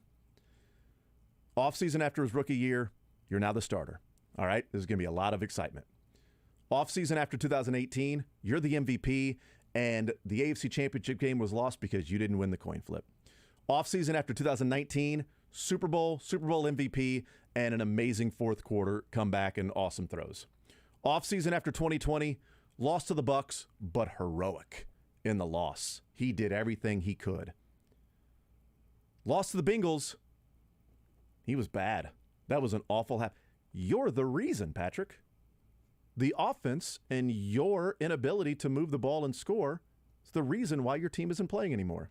It's the first time that there had been legit criticism that wasn't just, oh, I'm tired of the new thing. All right, I'm ready to go on to the other cool thing. The shiny new toy is now not as shiny. I want to get what's underneath the tree and unwrap it because that thing doesn't have any scratches or anything. I haven't played with that yet.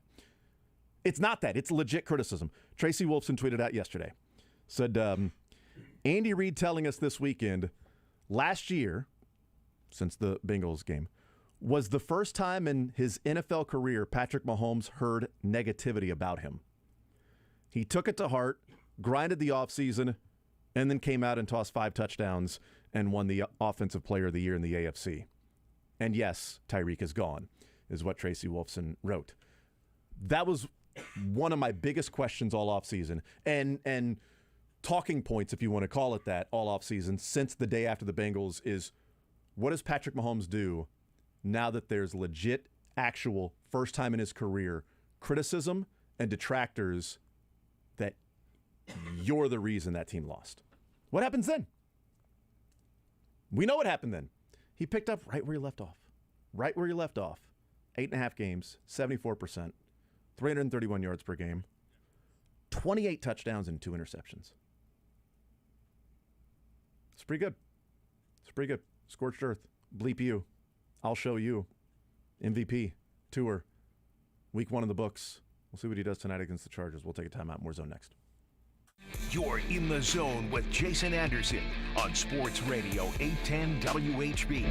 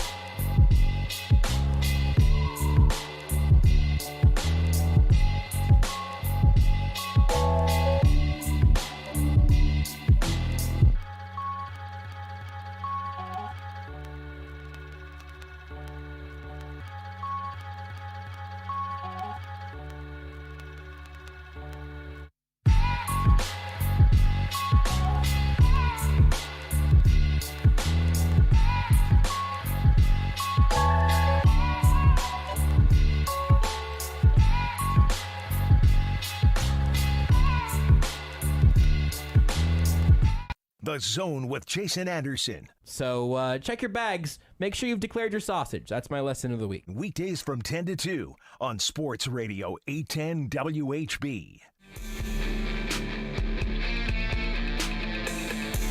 We'll talk with Matt Verderame coming up at noon, just a little bit from now.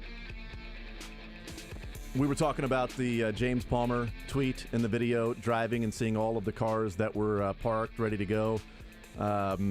Charlie Keegan's tweet was sent to us from 6 hours ago. That was at 5:50 in the morning, and he's got pictures of people that are already tailgating outside their cars that are parked in the line. Wow. And then, not having ever really experienced the tailgate life where it was weekly, from time to time going and tailgating.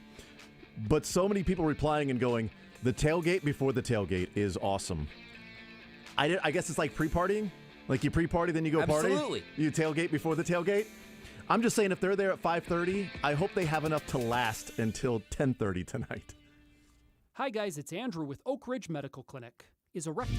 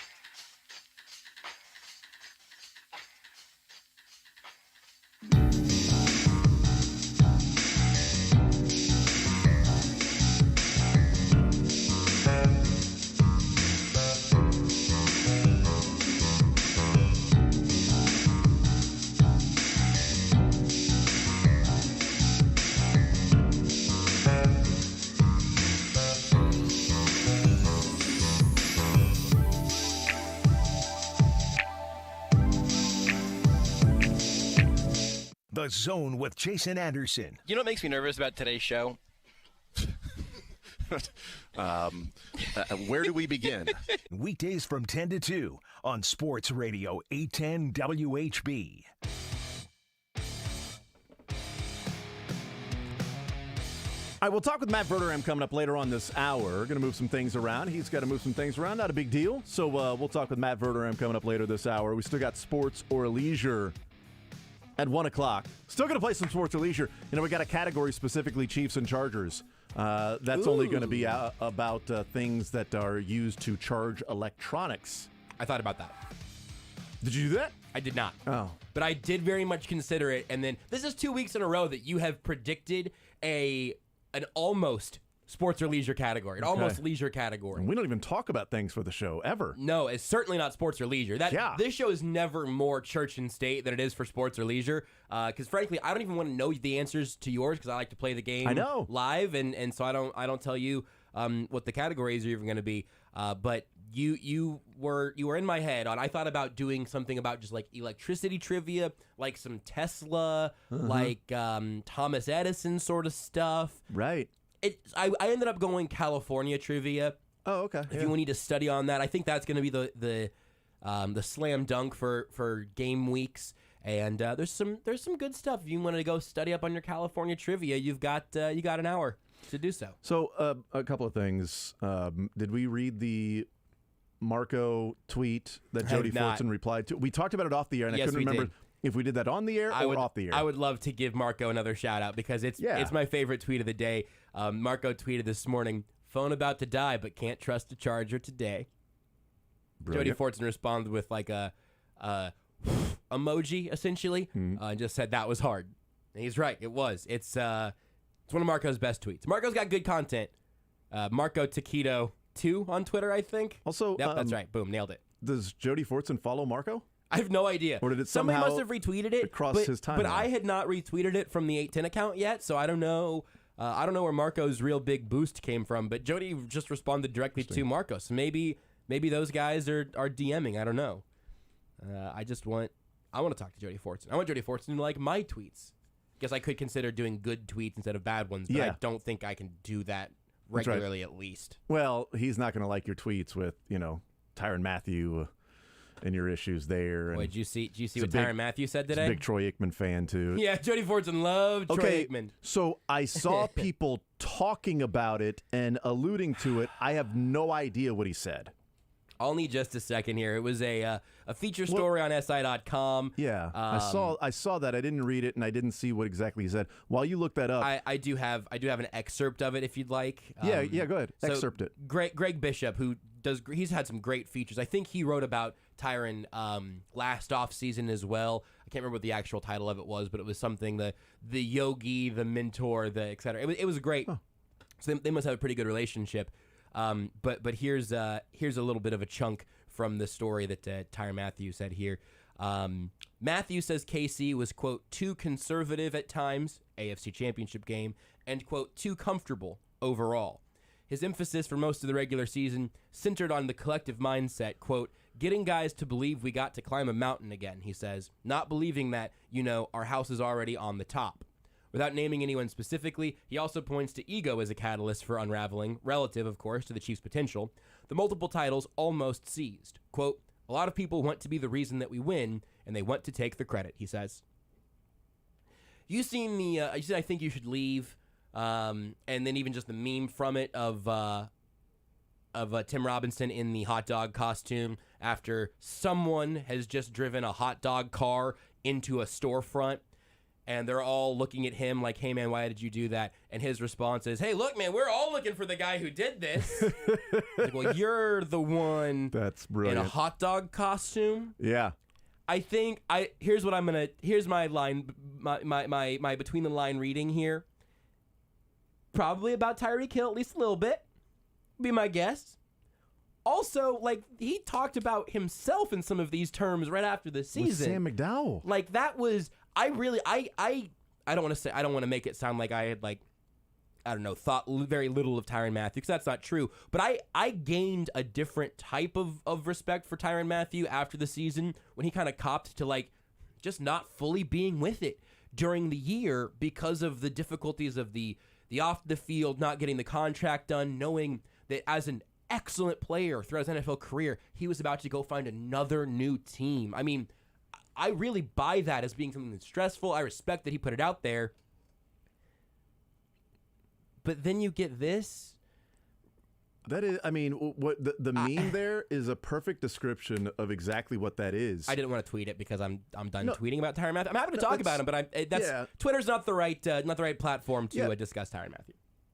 But he sits down with Sam McDowell, and he talks about how his perspective on the season changed when they didn't get the contract done, and he was sad and wasn't the same Tyrann Mathieu throughout the season that he was in the past because he knew his time with Kansas City was over. That was the last year. And anybody that has watched football before knew that Tyrann Mathieu was making plenty of business decisions throughout the season. He was making some decisions based on, I'm going to be a free agent. Maybe I don't come in and really hit this guy all that hard. Maybe I just go and reach for the football and try to rip it out, and then he picks up another 5 yards. But, I tried to go for the football, did that whole, half punch thingy. That's about it. We saw a lot of that, and I love Tyrann Mathieu. I'm not going to be soured on Tyrann Mathieu's career because of, what happened after the season, and knowing that, we talked about it throughout the season that, there's some business decisions being made by Tyrann Mathieu, okay? I loved hearing from Tyrann Mathieu. I loved him being with the Chiefs, and he's a big reason why that defense was as good as it was that won a Super Bowl and went to another Super Bowl. But you can't buy in to anything he's saying about pointing fingers at others that weren't buying in, that didn't have that, it's about the team, we got to climb to the mountaintop again, we haven't already made it, we're not fed completely, when he's talking about the fact that he didn't have that same mentality all season. And he said, it was something along the lines with Sam McDowell that, if you've ever watched me play and then you watch last year, you know that it was not the same sort of that play. Which, for a little bit of context, is essentially how my ultimately infamous conversation with Mr. Mathieu on Twitter panned out after the Washington game. That's right. It was a sack on Taylor Heineke that I thought in years past he would have made. Now, he also said then, which we did not know publicly at the time, they had a broken thumb, which I still kind of wonder how that never ended up on an injury report, but I digress. Maybe never limited him, I guess, but that such is life. I'm not trying to get the Chiefs fined retroactively. We're good. Nobody believes in Tyrann Mathieu more than Tyrann Mathieu. And I think that has to be true to some extent to be a successful NFL player, and specifically to be one that is essentially, in every way, shape, and form, the honey badger. I hope that there's not anything else from him that ultimately Whit Merrifield's his legacy in Kansas City, and I don't think that's going to happen. Him being way too turned up on social media does not make the vast majority of Chiefs fans with number 32 jerseys want to take those jerseys off. Nor should it, I don't think. I don't think it was a good look, but he wasn't doing something truly offensive. He wasn't targeting and saying hateful things to people that don't need hateful things flung at them. That's all fine. I just still feel like as soon as I almost kind of understand how he navigates stuff, something like this comes out where it's another curveball, and I go, okay, that's a new pitch from Tyrann Mathieu. I'm choosing my words carefully. You may notice. Yeah. I don't think he's always terribly consistent, and I think that he has made that pretty evident in a few separate interviews. I hope it works out for him in New Orleans. I really do. I hope he gets to play in New Orleans at home for him until whenever he is ready to retire. That would I feel for him truly being the guy who was excellent everywhere he's been and never finding a long-term home for more than 3 seasons. Yeah. That has to be really difficult. Did you tweet Tyrann, or was it you just said the name? No. Oh, okay. No. I said, if you're going to show up your teammates on a blown coverage, I would think you would want to wrap up on the quarterback. I didn't even say his name. I mean, you can't even name search to find that. Somebody texted it to him or whatever. I don't know. I have no idea. Because we had interactions after that in press conferences that were perfectly fine. Yeah. It was a sort of strange week. Because there's no place on Chiefs Twitter quite like not on the player's side, Chiefs Twitter. That's not a fun place to be, but it was fine. Ultimately, I think it was respectful. If he thinks less of me, that's okay. I mean, I know he does. That's all right. Because Mark Boerichter talking about the McCole Hardman not exactly going for the ball as hard as you would hope one would when the ball's in the air. Yeah. And he didn't tweet McCole Hardman. He just said McCole Hardman and talked about it. And then McCole Hardman responded to that. Whether that was sent to him or he's searching his name, which we've heard that players search their name after games, whatever. Sure. I mean, those things happen, but man, it is disappointing to have players then leave the Chiefs and then start to air out some grievances that they had with the team that he was on that went to 3 straight AFC championship games, and he's got a ring with, and he's got another AFC championship with, and they were a half away from going to another Super Bowl as well. That then to say this team's ego got in the way and they didn't want it as bad, and yet they were still leading by 18 in the AFC championship game. I think the part of it that bothers me from Matthew and then also from Tyreek Hill, more so than if Byron Pringle wanted to say any of this, is that those guys were in leadership positions. Yeah. So to some extent, if you question the locker room, like there was a thing here in this story about the locker room being fractured and Matthew showing up to be a solution, even though he did slip up on social media some. That's all covered in the story. Again, Greg does a great job. But if you are one of the leaders and then you sort of imply that there was a leadership problem in the locker room, that's where it's the hot dog meme a little bit to me of just like, I'm curious where all that meshes together. Or name your people, name the problems, and you can just say, hey, Tyreek Hill was a problem in this locker room or whatever it may be. Yeah. I don't know, man. It's just kind of strange. And like you said, it bums me out a little bit to see how much of all of this seems soured so shortly after the fact. I mean, I see where he's coming from because, something from 10 to 2 just wasn't able to stay on track with the show. And that was a real issue with me, is that show just couldn't stay on track sometimes and stay with the plot. And that's one of the reasons why, it may not have worked out in the end. I'm not going to say anything, but it's something that really bothered me. Weren't you the host of the show? Yeah, but that's not the point that I'm making here. I was there every day. Right? Weren't you trying to be a solution? Weren't you a leader in the locker room? Yeah, but I mean, like, not. But you see what I'm. But you understand where I'm coming. Like, that's what it sounds like. Well, it's like you were in. You're a big reason as to how that sort. You were a big. If you get credit for 2019 in galvanizing that locker room and everybody sort of rallying behind him and Frank Clark. You can't then go your last year and say, well, those guys just, it was all their fault because, that they weren't doing the things that they should have been doing. Well, if there's credit, then there's also, isn't the big part of your game being the leader, the guy who galvanizes, the guy who brings them all together, the guy who knows how to play the game, how to study, putting guys in the right position and things like that. That's kind of part of that's not even kind of that's part of the salary you were making was because you were able to do that. So you are a galvanizing leader, but then there again the locker room fractures. Look, I don't think any individual player can fix that on their own, but it is a strange perspective shift after the fact. And real quick to the point of searching names or responding on Twitter, whatever. I mean, how many times have we talked on this show about what we do on Twitter and how we respond? I have a hard time even fully imagining what it is like to open up Twitter after a game. If you've had a good game, a bad game, whatever, you search your name. If you are a star on an NFL field or someone who has a bad day, that has to be a absolute hellscape to step into. People with no emotional investment in who you are as a person, just talking bleep because talking bleep on Twitter is fun. I do not envy that. It is a weird thing on a micro level in Kansas City radio, much less being Dan Sorensen in primetime getting picked on, right? That's right. I do not envy that. I empathize with it. I really do. So I don't even come down too hard on like, hey, why do you care what people think? Well, everybody cares what people think to some extent. I mean, you can block out as much of that as you want, but some stuff's gonna kind of seep through.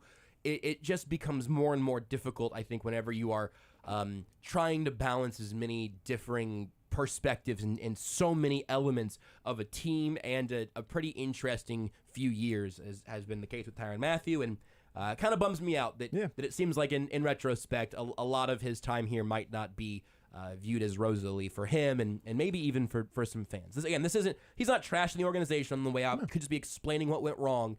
But I found it interesting, at least. Well, I'm happy number 20 is wearing a jersey for the Chiefs and doing game number 1. He looked really good. Did Justin Reed. Real quick before we take a timeout and talk with Matt Verderame, I wanted to pass this along. Ian Rappaport in his Ian Rappa report earlier today, a few hours ago, that J.C. Jackson, who we know is questionable for the game tonight, he's recovering from surgery necessitated by Jackson being born with an extra bone in the back of his ankle. The extra bone was causing pain and inflammation, so the arthroscopic procedure was to remove it.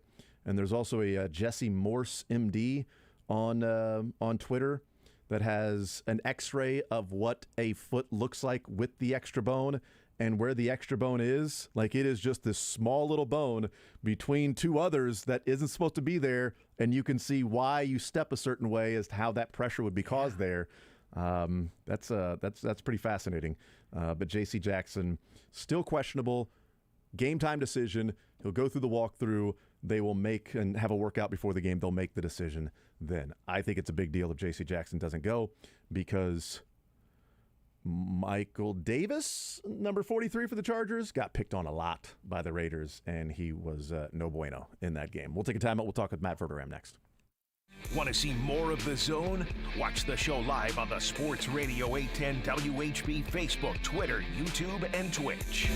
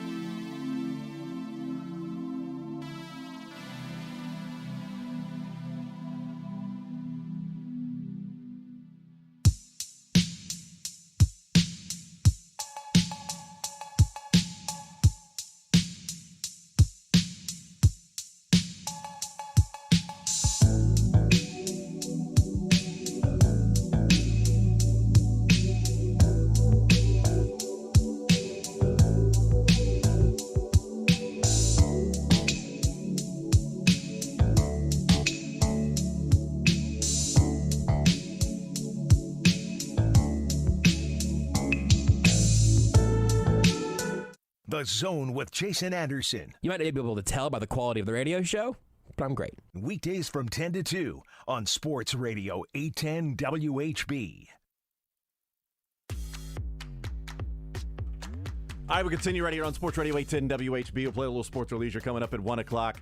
We're talking Chiefs and Chargers a lot today. Tonight, 7:15. We also have the Central Bank of the Midwest pregame show, Soren Petro, Curtis Siebold, coming up at 6 o'clock, and the Sports Radio 810 postgame show with Josh Brisco right after the game is over. Hear from the players at the podium, some locker room sound, your calls, and things like that coming up tonight right after the game is over. A game that we have been talking about since the schedule was first released. Joining us now, Matt Verderame from Fansided and Stacking the Box podcast. Matt, what's up, man? How you doing today? Doing well. How are you? I am doing just fine. I hope your day will get a little bit better moving forward now from whatever the last couple of hours might have been for you. So I apologize for that, but hopefully now it starts to turn around. Well, you don't have to apologize. Comcast should apologize for the worst internet service on earth, which has sent me on a trek through hell. But that's okay. We will get it fixed one way or the other. I'm looking forward to the game tonight. You know what? But on the other side is Chiefs and Chargers. So you make that trek and you get there, and hopefully it turns out the way that a lot of people around here hope that it does. What do you think of this matchup? The no Keenan Allen, no Trent McDuffie that's there. What do you think of how these two teams match up, especially with some injuries that could play a factor in this one? Yeah, no, I think it's a really interesting game. Obviously, I think it's probably the best match for the week. When you look at the game and you kind of break it down, like Allen is the biggest injury in the game. McDuffie was playing very, very well. I think the Chiefs can put Jalen Watson in there, and it's not going to kill him. Watson played well throughout the preseason. He played well when he stepped in for McDuffie after he got hurt at the very beginning of the third quarter. I think the Allen injury changes the way the Chargers can play offense. Without him, if I'm Steve Spagnuolo, I'm just taking Williams out of the game. I'm doing whatever I got to do. I'm doubling him. I'm bracketing him. Whatever the case is. And I'm saying, everybody else, DeAndre Carter, Josh Palmer, beat me. Go ahead. Beat me. And if they beat you, you deserve to lose. But I think the biggest injury the Chiefs have, I believe, is Butker. Because he's pretty much an automatic 3 points anywhere he is on the field. That is not the case tonight. If they kick a 38-yard field goal, there's no guarantees that it's going through the uprights. So that is a bigger issue. I wonder if the Chiefs are going to be a lot more aggressive on fourth down tonight. If it's 4th and 3 at the 30-yard line, they're just going to go for it. We'll see what happens. But I think the Chiefs are the deeper team.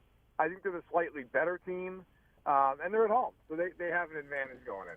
There's look, they're professionals, so I do think that there is some truth to every game. You got to go out and win and approach it the same way, and do all of those things. But when your team spends an offseason restructuring, acquiring, and building to catch a specific team, there is no real well, this is just another game. They beat the Raiders. That was game number 1. But this is really game number 1 as to what impact the offseason made for the guys they brought in to catch the Chiefs and to win the West. I do feel like, both teams need to win because it's an AFC West thing. Certainly the Chiefs a little bit more because you're at home. But I kind of feel like organizationally there's a lot of pressure on the Chargers to come through with some of these acquisitions. If they're really going to catch the Chiefs, they need those guys to play well, or it was just rearranging deck chairs on the Titanic. There's no question. Let's call it what it is. The Chiefs have won the division every year, 6 straight years. The Chargers have made the playoffs once in that span, and when they won a playoff game, and then they got shellacked up in New England. They haven't been back since. That was in 2018. So the Chargers, it's weird to say that there's more pressure on them in the sense that it's a home game for Kansas City. The Chiefs are still a favorite, betting favorites to win the division. And after the Chiefs looked week 1, I think there's really an expectation the Chiefs are probably still in the driver's seat for the division. But if the Chargers don't win this game, then there's always going to be that feeling until they see the Chiefs again. I think it's week 11 off the top of my head. There's always going to be that feeling of, the Chargers can beat all these other teams. Or can they beat anybody who really matters? Can they beat the Chiefs? Can they beat the Bills? Now, last year, they won Arrowhead and won. They won week 3. The Chiefs outgained them. They did everything better than them, but they turned the ball over 4 times and it cost them. Then the Chiefs went out to L.A. on Thursday night, week 14, and obviously had their comeback win. Mahomes threw for over 400 yards. My curiosity in this game is they went out and got Khalil Mack for the express purpose of going after Mahomes.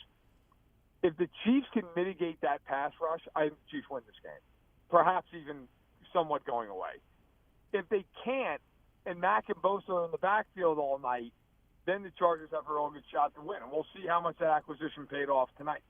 Yeah, the pass rush, I think, is such a huge key, and you're right about that, and looking at the same thing. How do you think the Chiefs then can counter that? Do you think that they, stay with their 5 offensive linemen, chip with whoever the running back is from time to time? We do know they've gone, 2 tight end sets more in that game against the Cardinals, so maybe that helps with chipping and having one of those guys stay in to help out on Mack and Bosa to sort of mitigate what they can do.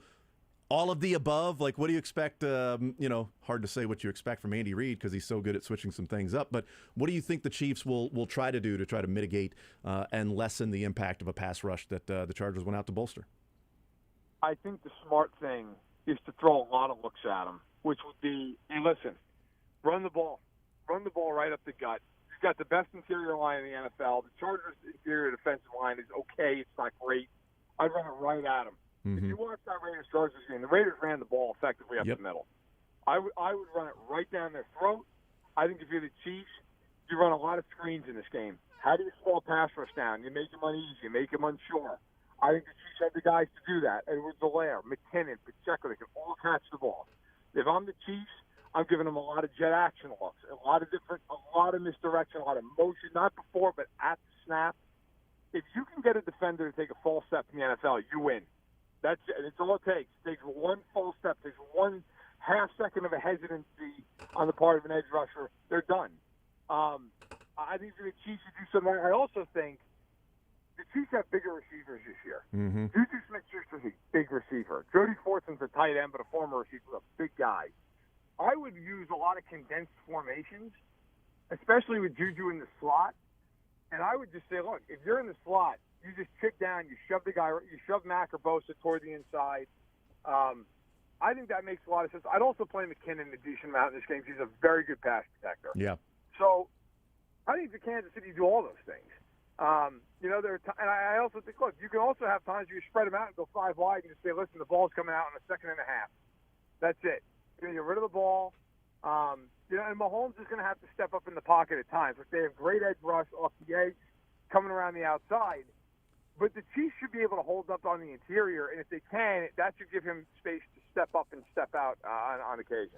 Were you surprised at you mentioned if you watched the game with the Chargers and Raiders, and I went back and watched it last night, so I hadn't watched it in real time, obviously, because I'm watching the Chiefs game against the Cardinals, and I'm keeping track of it on my iPad and looking over from time to time. And when it's a commercial, then I'll look at that, but not actually watching the game. And you hear the conversation about the pass rush and the 3 sacks for Mack and the couple of other sacks they got in the game, and Derwin James got one, and final play of the game on 4th and 8 when the Raiders have a chance to go and win the game. It's a sack. Were you surprised when you watch it again, as much as maybe I was, that as much talk as there was about the pass rush, Derek Carr had a lot of time in the pocket in a number of different plays that he sort of sat there, and 2 of Khalil Mack's sacks were – it felt like more coverage sacks than anything else. I was surprised to see that the Raiders' offensive line held up reasonably well against the Chargers' pass rush. Yeah, no, that's definitely a fair point. Look, they sacked the Raiders 6 times, although one of those was a reverse with Devontae Adams. So really, they sacked Carr 5 times. Oh, they count that as a sack? They did. They did 6. Okay, well, that's But yeah, they sacked Carr on a real pass play 5 times. But it's still, I mean, that's a great number. But you're right. If you watch the game, out of those 5 sacks with Carr, 3 or 4 of them, easily 3, maybe 4, depending on your perspective, were on Carr. Just standing in the pocket, in the pocket. And look, one thing with Carr that is not true of Mahomes, Carr, you know where he's going to be. He's a statue. Like, Carr very rarely is going to get outside the structure of a play and really do something. Like, he's going to stand in the pocket. He's going to throw the ball. He's not looking to get downfield. The Chiefs, obviously, it's much different. The Chiefs also have a much better offensive line. I really do believe, Jason, that is the whole game tonight. If the Chiefs block them, I don't care if J.C. Jackson plays or not, the Chiefs are going to score a ton of points. They're going to move the ball up and down the field. The one thing the Chiefs can exploit ad nauseum in this game, the Chargers linebackers are not good. The Chiefs can do whatever they want against them, whether it's in the run game, the screen game, just getting matchups with the tight ends, the backs, and the passing game. I don't see any reason why the Chiefs don't just relentlessly go after their linebackers. Yeah. And stay, middle of the field and just attack. There's no reason not to. But you're right. Against the Raiders, they put up impressive numbers. But if you watch the game, a lot of it was Carr just holding on to the football. Quite honestly, I thought it was a weird plan by the Raiders. It seemed like the Raiders were intent on trying to force the ball deep down the field. Right, yeah. And with the Chiefs, they're not going to do that. They're going to just take 8 yards a clip if you give it to them, and they'll walk you right in your own goalpost. And I think that's what they're going to try to do tonight. Yeah, no, it was interesting. I mean, the interceptions for Carr, one of them was, 25, 30 yards down the field over the middle into triple coverage when he had plenty of time in the pocket. Another one was where he just missed Devontae Adams breaking free. It was an easy touchdown throw that an NFL court that Mahomes makes, and they score. He threw it late. Then he underthrew it by 4 yards. So there were 3 guys there at Devontae Adams to intercept it. And the third one was a crossing route by Hunter Renfrow that Carr had plenty of time to throw, and he threw it behind a guy that was running outside that you can't do in the NFL. And then, McClanahan just steps inside, or McCallahan steps right inside and intercepts it, or Bryce Callahan, and intercepts it. But it was just a terrible throw by Derek Carr. Well, so I think a better quarterback wins the game for the Raiders on Sunday. Oh, I don't think there's any question. Carr was awful in that game, by his own admission. But this is one of the things that's interesting to me at the chart. So the Chiefs play the Cardinals, who I think the Cardinals are about equal footing with the Raiders. Maybe you want to say the Raiders are a tick better. I don't think there's a ton difference between those two teams. And the Cardinals, now, stupidly, let's just call it what it is, they stupidly blitzed Mahomes, and Mahomes just tore them to pieces. But the Chiefs got up on them and never let up. I mean, that game was never in doubt. The Chiefs just pounded them all afternoon. The Chargers have a game against the Raiders team. They're at home. They have a very good performance out of Herbert. Herbert was excellent. They did not have any kind of issue in terms of turnovers. They didn't turn the ball over once. It wasn't a big penalty day against the Chargers. Mm-hmm. The Raiders turned the ball over 3 times. They can't protect, or at least, or if you want to say maybe they protect, but Carr is giving up sacks. So they keep having negative plays. And yet, with 2 minutes to go in the game, the Raiders have a shot to win it. Like, that's the kind of thing with the Chargers where you look at it and go, why? And if you watch the game, I don't think it was a coincidence. Allen went out. They scored 7 points after that. Like, they couldn't they couldn't finish. They couldn't put the final nail in. And I wonder in this game tonight, without Allen, if the Chiefs can take away Mike Williams, what is it? Because I think a lot of people look at the Chargers and think of the weapons, and when Allen's healthy especially, and they think of Herbert and his arm, and they say, well, he's going to go deep down the field. They're going to get these chunk plays. That's not how they play. They are very much a short passing, timing offense underneath, take your 7 yards. I wonder if the Chiefs are going to play press and try to get up on the line of scrimmage and disrupt all that timing and just say, look, you want to take a shot 50 yards down the field to DeAndre Carter, do it. Yeah. Because I think the Chiefs are probably right to play that way. Try to take Eckler away on these short throws. Maybe you have Willie Gay on him.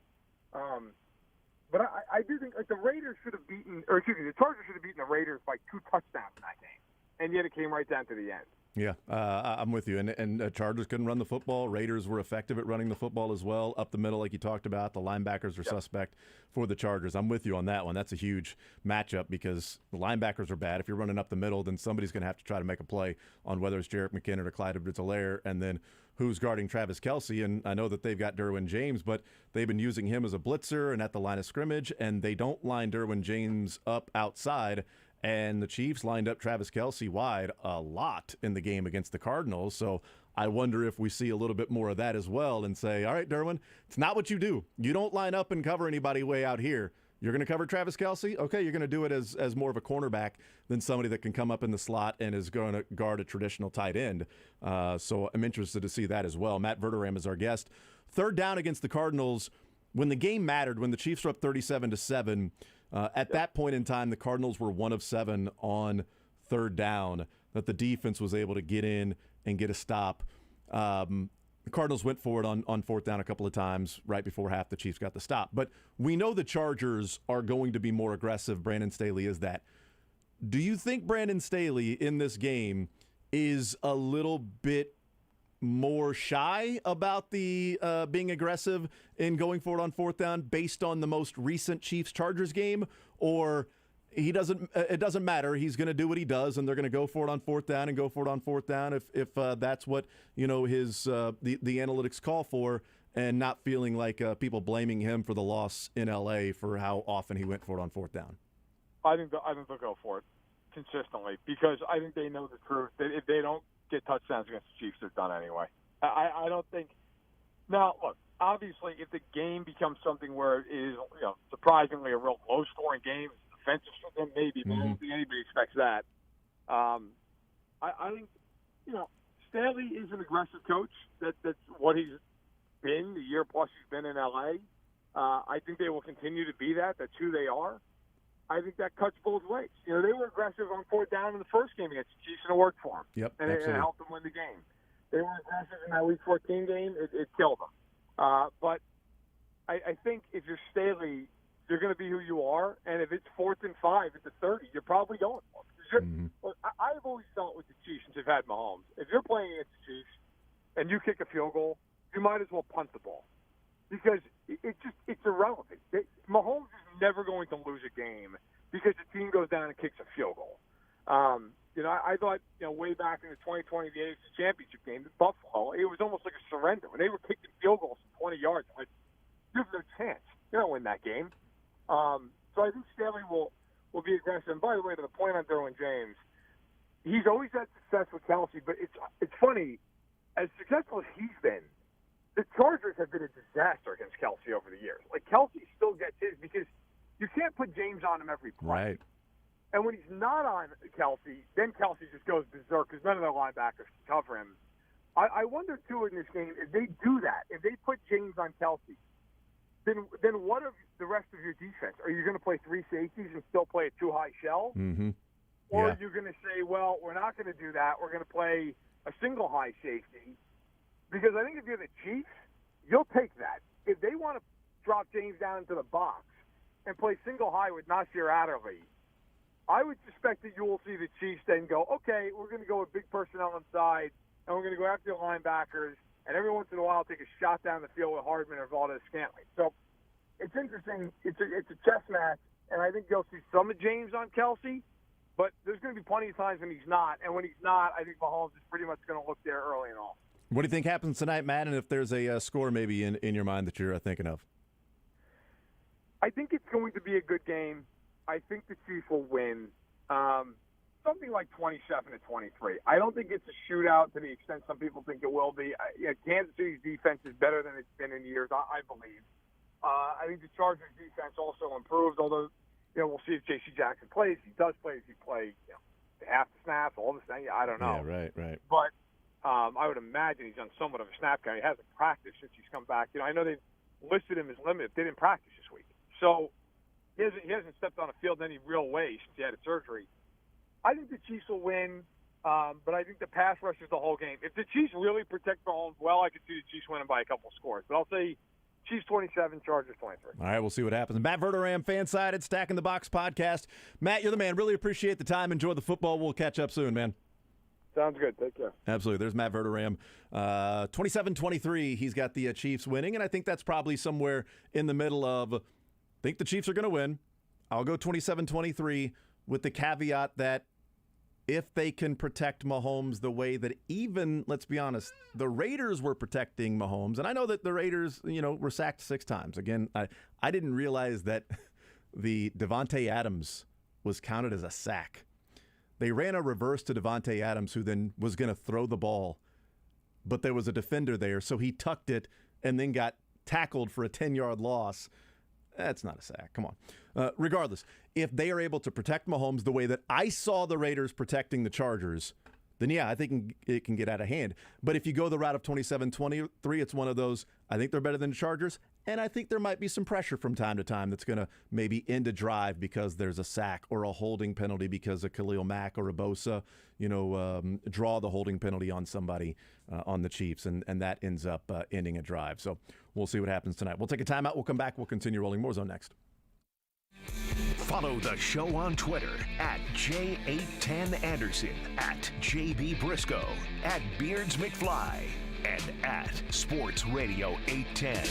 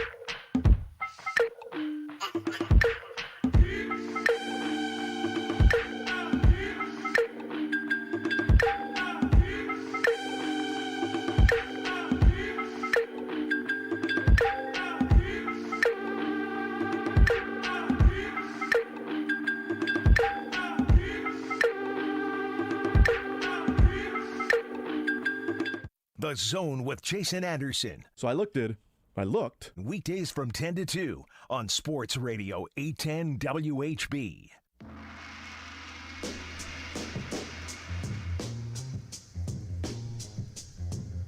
All right, we'll play some Sports or Leisure coming up at 1 o'clock. Last night on ESPN Radio,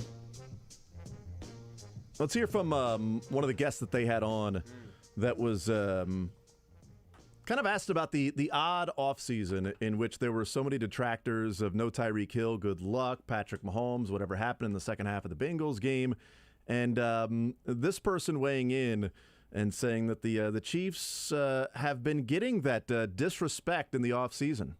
The Chiefs did not get the sort of narrative respect, if you will, of a team that won a Super Bowl 2 years ago, was there, and obviously lost it against the Buccaneers. And then last year, they have a disaster of a half in the AFC Championship game. But this team is really always in the AFC Championship game, and half the time with Patrick Mahomes has been in the Super Bowl. Wow. And so for the spotlight to be on the other teams and some of the up-and-comers in the AFC, I think people noticed. I think the Chiefs knew that. I also think the Chiefs are going to be plenty focused regardless. But it really has been a very new thing around here. I don't think any of us in Kansas City are fully used to the idea of, this team is so good that it's almost boring to some people because it's been established that they are a truly excellent franchise. I disagree with everything that guy said. I got to tell you, one of the dumbest things I've ever heard. I've done radio with Curtis Seabolt, so I don't say this lightly. Uh-huh. I've never been so radio voiced outmatched as I was right there with Freddie. Right. Uh-huh. Freddie Coleman is one of the coolest guys on a microphone in sports radio, and I sound like this. And I'm drinking tea, and I've been, on a nice diet of tea and cough drops for like 2 months now, and that's not even giving me any extra raspiness. That did not buy me any help with Freddie. Just outclassed. This person that we haven't named yet also weighed in on the Chiefs' coaches and staff not really getting enough respect for how good they are. I think from a coaching staff perspective, Andy Reid is going to get the most out of the dudes he has. Whoever it may be, if you're an offensive talent, you're going to be maximized in Kansas City. And then the general manager, Brett Veach, has really been excellent, especially kind of these last few years as he's been at the helm. That first draft class of his was rough, but since then he really hasn't looked back and has found talent in places all across the board, from Charvarius Ward, who years ago was traded for a practice squad player, essentially. He became a starter, and now he got a big contract with the Niners this offseason through L'Jarius Sneed, a fourth-round pick last year, who became a real impact player and is going to continue to be one of the most important players on this defense. So I really do think that you can spread the credit around there. I mean, I somewhat agree with that one, but I don't know. I think that one really was salient to that point. I think that guy was just pulling stuff out of his rear end. You know the most Kansas City thing about that? What's that? I did that in the Joe's parking lot. Good for you. I felt like I was truly representing in the Joe's parking lot.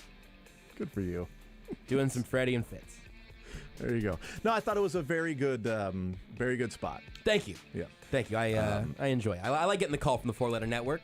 Yeah. Freddie's always a good chat, and it was a nice time to preach the good news to the national audience. I get calls sometimes from the Four Letter Network, KSHB, and they ask me to come on Sunday Sound Off, and I do every other week. This is not my week, so if you guys are tuning in wanting to see me on Sunday, sorry about that. Great news. You know who is doing it this week? Seren. 2 thumbs point at this guy. Beards. That guy. Sports or Leisure next. Stand up and cheer.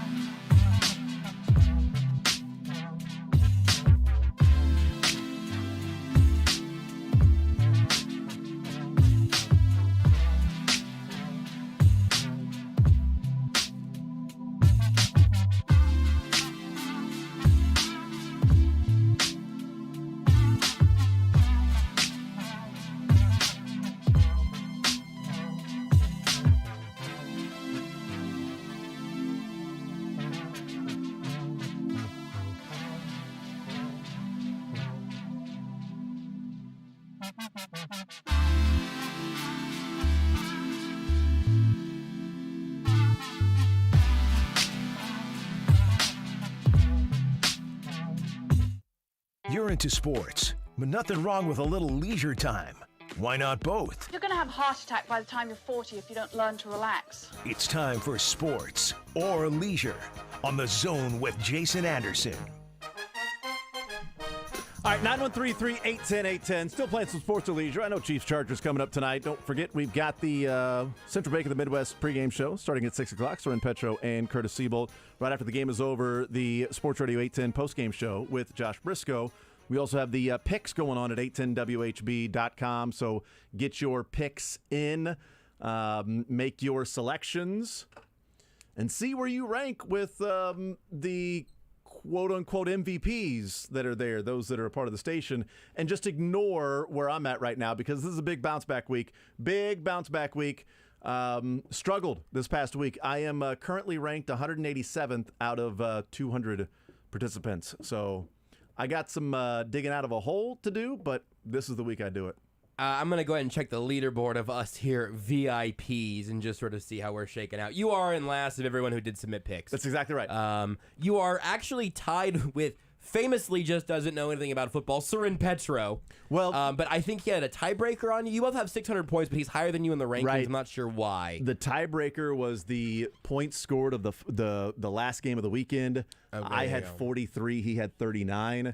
And it was, 17-3 or something like that? I don't even remember what the final score with the whatever the Monday Night Football game was. It wasn't 17-3. I know that. But Chad Rader leading the whole group right now. Just look, here's what you say about, you know pancakes. They say the first one, you always just throw it out. Or you can just munch on it. But you're not serving that first pancake to anybody. First pancake's never right. You got to get the heating all figured out. It's just how it works when you're making pancakes. Yeah, 17-16. That's week one. That's week one of the NFL season. Yep.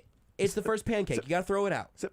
So it was pancakes. I like that. I like pancakes. I just thought I would try to do the pancake thing. We looked up the score. I'm glad we got to the bottom of that. Yep. So he had 39. I had 43, and it was 33 was the points. So he's ahead of me in the tiebreaker in the ranking, but we're still tied in points because the ranking's not going to matter for the tiebreaker in week one. Okay. Chad Rader, Curtis, and I, of course, all tied with 900 points at the top. It's a big bounce back week. Beards, I did not see you on this list. I didn't sign up. Well, you know what? Get in. 810WHB.com/pick'em. You know what? It can be weekly prizes. You may or may not be eligible. I don't know. 913-381-810. We're going to play sports or leisure here in just a second, but did want to pass along J.C. Jackson and his Instagram stories. Yeah. You sound like you're asking that as a question, so I wanted to support you here. Yes, so J.C. Jackson puts on Instagram, I'd say about an hour ago or so, that he said, shows him walking in, says, say my prayers so I know I'm protected as soon as I walk in, and then it's got an eagle landing. So I think that maybe is the eagle has landed. His next IG post, about 20 minutes after that, that's him on the field in his jersey with the words, y'all know what time it is. Jack Island. Seems like he's going to play. Certainly indicates that maybe something went well from the time he got to the facility to then get checked out and maybe go through a workout. But again, I was like 30, 40 minutes after he arrived that he tweeted that out. Or IG'd, if you want to call it that, Instagrammed it out. Mm-hmm. So here's the thing. We just go in tonight thinking that J.C. Jackson's going to play. And if he does, fine. If he doesn't, you adjust from there. Well, if he does, the Chiefs need to test that quickly and often. Because is he at a point physically where he's not going to injure himself being out there? Cool, great news. Is he at a point where he is going to have the ability to change direction as well as he usually would? Is his top speed going to be able to go toe-to-toe, no pun intended, with MVS, go ankle-to-ankle with MVS? I don't know. So the Chiefs are going to need to test if it's J.C. Jackson or if it's his often picked-upon replacement. Either way, the Chiefs are going to need to try to get some fresh intel very early in the game on this one. And let's also point out that while J.C. Jackson is really good, and I would have liked to see the Chiefs go get J.C. Jackson in the offseason, he was one of the wish list guys for me. He is a guy that gets a lot of turnovers. He's a ball hawk, but because of that, there's some Marcus Peters there to where he does give up some big plays. He does get beat from time to time because he is looking for the big play. It works enough to where he's a stud cornerback. It's not like it's a 50-50. I'm either going to intercept the ball or you're going to score a touchdown. It's only one of the two. So I just wanted to pass that along with the Instagram story of J.C. Jackson. 913-3810810 is the phone number to play a little sports or leisure. It's presented by Johnny's Tavern. $25 at Johnny's Tavern on the line. You get a sports question, you get a leisure question. You get them both right, you win $25 to Johnny's Tavern. Either of them wrong, you lose. The question is out there if someone wants to call in and request it, if they know the answer to that. We give out the answer when somebody gets it right, or we're at the end of the show and nobody has answered it correctly at that point, then we give out the answers for the questions that we have. That's how you play the game. Again, the phone number is 913-3810810. Here are the categories. We've got Royals rookies still. We have Chiefs season openers from last week. We have a category of Chiefs and Chargers. And then we have NFL and college football. I know I printed off the MLB, but it's there if somebody wants to do it, but I'm not really worried about answering or giving out those. MLB, there's some Royals rookie ones. So there you go. We've got Chiefs season openers, Chiefs and Chargers, NFL, college football. On the leisure side, we have a few staples, relatively challenging Marvel questions from intern Dylan. That's right. They have upgraded from relatively easy to relatively challenging. We have commonly misspelled words, the spelling bee. It's not going to be a word you've never heard before, but it's one that you will might need autocorrect on once or twice. 4th grade U.S. history, and then today's special flavor of the week, California trivia. It is trivia about California. If you couldn't pick up on that one, maybe don't pick that category.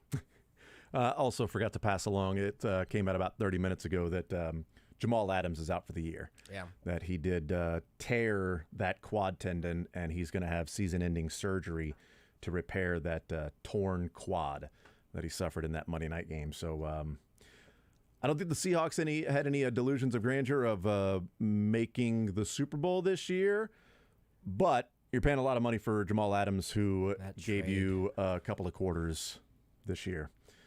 But it's unfortunate, tears his quad, and he is out for the year. All right, 913-3810810. I'm ready to go. Josh, you ready to go? I'm ready to go, Beards. You ready to go, Beards? Yeah, I'm all right. Okay, good. Close enough. You know what? We'll take it. We'll take it. It's better than a no.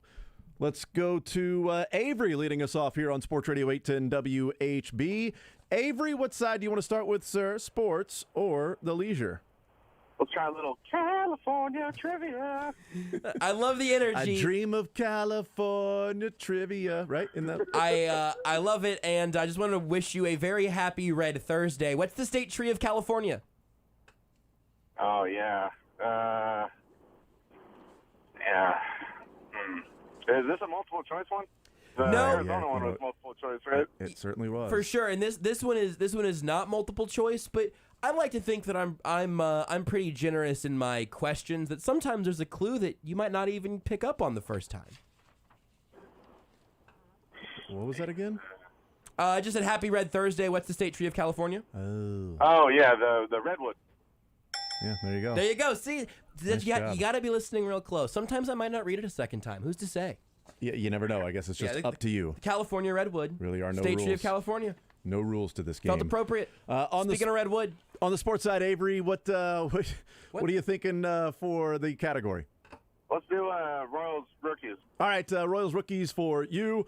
Who holds the Royals rookie record for most saves in a season with 33? Did we do this? Feels like that would be like a Mike McDougal type season. So like, is that? I don't know. You know what? I like Mike McDougal. So even if it's not him, I'm gonna go with the Duke Meister, Mike McDougal.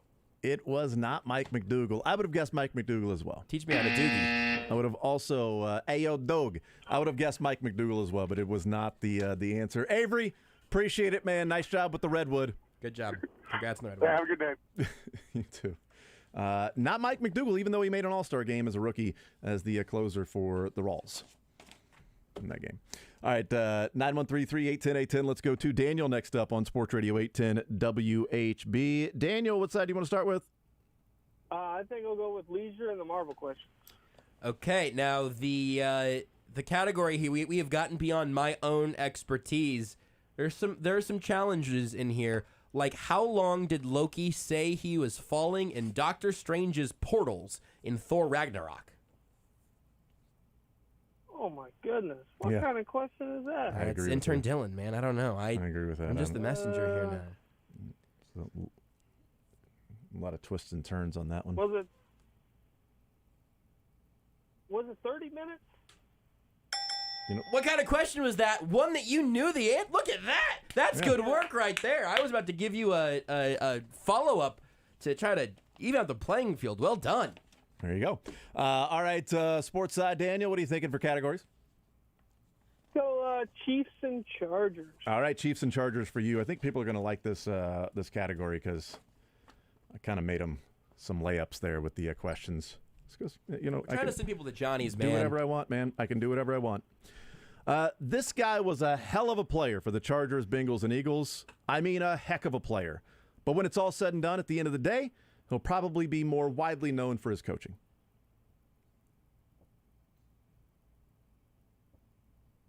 Oh, man. I feel so embarrassed. You just got to listen. I don't know. You got to listen to the question that he was a hell of a player, just a heck of a player. And when it's all said and done, at the end of the day, Eric Bieniemy. Hey, nice job. He'll be better known for his coaching rather than playing. Nice job, Eric Daniel, Bieniemy. you scared me twice, and you left the winner. Good work. That's right. Good work. Daniel, enjoy Johnny's $25 heading your way. Thank you, sir. Thank you, guys. Absolutely. 913-381-1010. I think I had more fun in writing the questions of Chiefs and Chargers. That one seemed like it did. Than is going to be difficulty in maybe answering some of the questions. Daniel dragged his ass across that finish line. Yes, he did. Put some consistent behavior on tape. Let's go to Matt next up on Sports Radio 810 WHB. Matt, sports or leisure, what side do you want to start with, sir? Let's go sports. All right, we've got Chiefs and Chargers, Chiefs season openers. We've got NFL, college football, and some Royals rookies. Let's do Chiefs and Chargers. Chiefs and Chargers for you, okay. Fan favorite, drafted out of UCLA. This ultra-protective linebacker was often overlooked for accolades. That is until he got to San Diego when he started making Pro Bowls. But he did end his career back in Kansas City. Donnie Edwards. There you go. Wow. Donnie Edwards, nice job. Couldn't make a Pro Bowl in Kansas City. Gets to the Chargers, does the same things he was doing with the Chiefs, and now all of a sudden, Pro Bowl, Donnie Edwards. Of course he's going to make the Pro Bowl. It's Donnie Edwards. Anyway, leisure side. Was it fourth grade in history? Was that what it was? Yeah, fourth grade U.S. history. Let's go with Thomas Paine is most famous for writing what pamphlet that was published in early 1776? The Confederate Papers. Boy, I thought this was a good one. All right, that one's out there now. Well, that is disappointing. My Matt, apologies. thank you for playing, man. Thank I you, Matt. appreciate it, sir. That's actually Jonathan Payne. Okay, I'm not sure who this other Payne you're talking about is, but it's Herbie Hancock. That's a lot of people don't know that. Let's go to Beards, you're a history guy. Did he mean the Federalist Papers? Is that a different thing? I think that's probably what he meant. That's right. Okay. Let's go to Franklin. Next up Also not on Thomas Paine. Free hint. Jonathan Payne. What's going on, guys? What is up, man? Sports or leisure? What side do you want to start with, bud? I'm gonna try to vulture both of the questions on both sides. So I'll go with Royals rookies first. All right, very good. Who holds the Royals rookie record for most saves in a season? Mike McDougal was guessed. That was incorrect. What say you? I'm thinking it's Tom Gordon.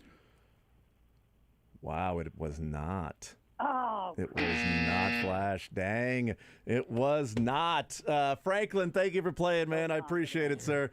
Tom Gordon guessed. That question's still out there. Sometimes the vultures get scared off. You never know. You can't always vulture it. You never know. But sometimes you do know them. Sometimes it's just pitching right down the middle. Let's go to Sean next up on Sports Radio 810. Sean, what side do you want to start with, man? Sports or leisure? Hey, what's up, fellas? What's up, man? Hey, big shout out to 810 and Intrust Bank. I went and hit up that tailgate today. It was really nice. It was really awesome. Nice. I was going to be the person that asked for somebody to bring back like a cheeseburger or something for me, and I'm like, nah, it's too long of a drive. And if they go over to Intrust Bank, maybe I'll stop by. Like, I don't know, maybe they got some stuff left over after I leave here. But I figured, K10 and Ridgeview, it's all good. But yeah, I wish I was out there. So I'm glad you got an opportunity to go and get out there and say hi to Nate. Yeah, it was real nice, and got a selfie with Nate. And, there you go. There was a lot of people there too. Well, that's packed. cool. Well, you know what? Nate's there. He brings the people Nate out, brings man. the crowd. That's exactly right. So got that going for him. What side do you want to start with first, Sean? I think I'm gonna go with leisure. I think I want to do the spelling bee. The spelling bee. Okay. Spell the word broccoli. Broccoli. B-R-O-C-C-O-L-I. That's right. Chopper broccoli. Chopper broccoli. Chopper broccoli. Do you get that reference? No, man. No, it just sounds... Beards? Nope. It sounds like Nickelback doing a song about broccoli. Not even. That's what it sounds like. That's what your impression is giving me. Long time ago, there was a lot of people. But that was a long time ago. You really kind of sent it off as sort of with broccoli wide open. It's like that's not. Nope. Doesn't really work. Sean, sports side. What are you thinking for categories? I think I'm going to go with Chiefs Chargers. That sounds Chiefs fun. and Chargers. Okay. How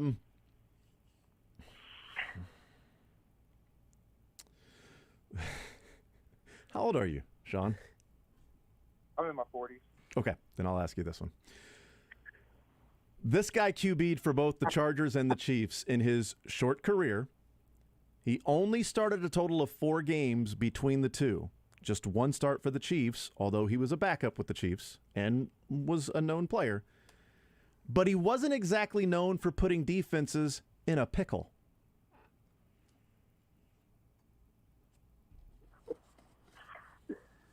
Oh, man. I asked this one just because you were out at the tailgate. And the pickle is the obvious. It is not it's the hint. The pickle is the hint. Jimmy Clausen. That's a pickle brand. Well, you're not wrong in terms of brands. It's the only one I can think of. Johnny Vlasic. I don't think that's a real person. But his brother is a real person.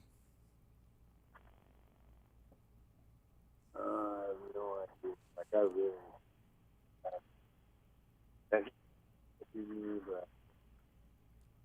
Jimmy Dill. I mean, it's been said. It's just a different first name. Oh, really? Oh, okay.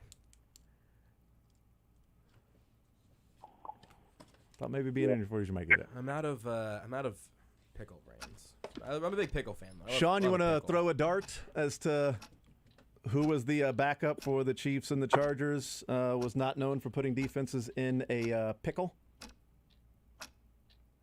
Mount Olive. Really? So, like John Mount Olive? No. John Great Value. No, that's John Best Choice. No, he would not have been the best choice. Throw a dart. What do you think? I'm out. I got nothing. All right, Sean. Thank you for playing. Thank you for going out to the tailgate as well, man. Appreciate it. At least you got fed. You know, got that going for Nate. you. You know, and you got to see Nate. And you got to talk to Jason. I mean, what's the best part of your day, huh? I didn't get to see Nate today. Pretty cool day you're having. Yeah. Come on. All right, let's go to Travis next up on Sports Radio 810 WHB. Travis, sports or leisure? What side do you want to start with, bud? Let's try that Chiefs one, the quarterback. Yeah, who was the quarterback for the Chiefs and the Chargers as a backup that wasn't known for putting defenses in a pickle? Was it Casey Clausen? Nope. It was not Casey. Wow. It was not Casey Clausen. Beard's probably on the phone, so I'll go, damn it! Okay, wow. All right, well, he's gone.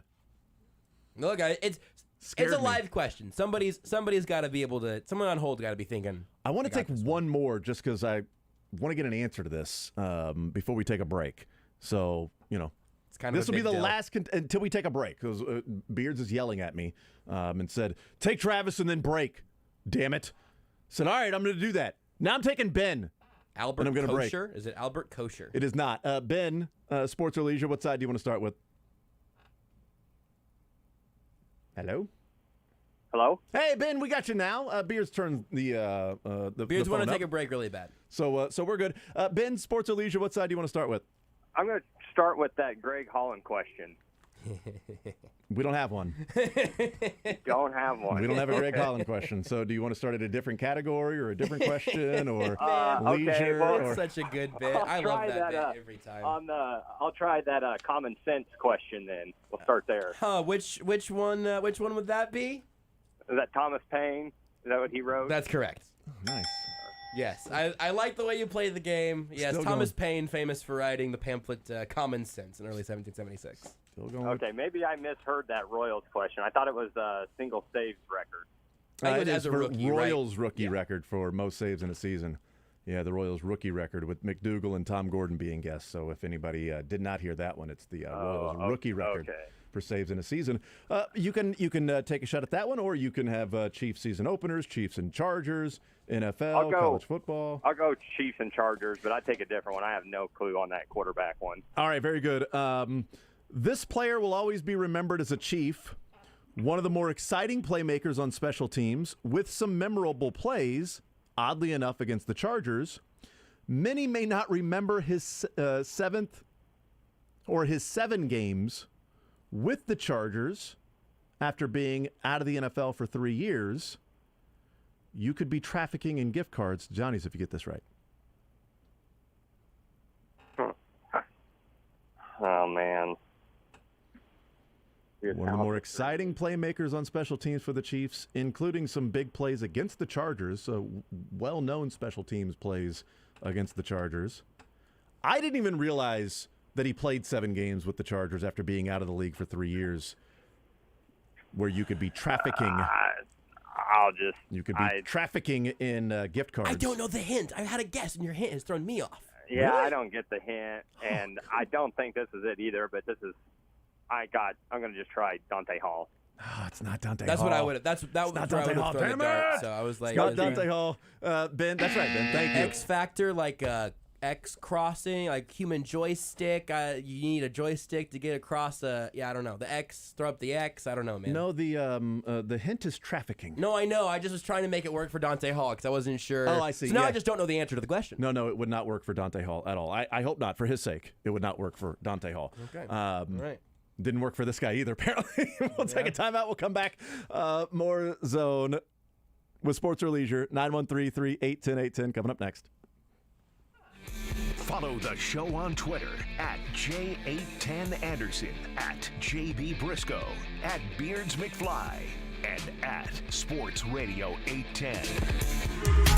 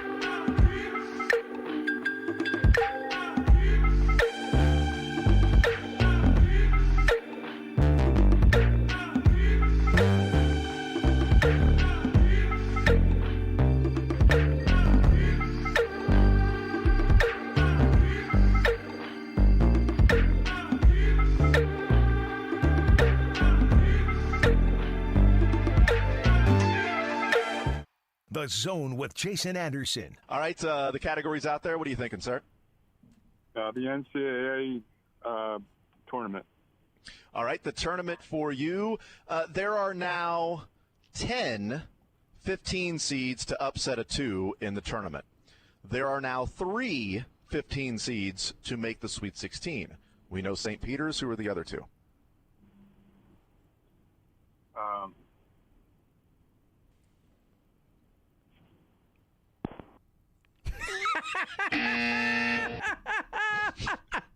Weekdays from 10 to 2 on Sports Radio 810 WHB.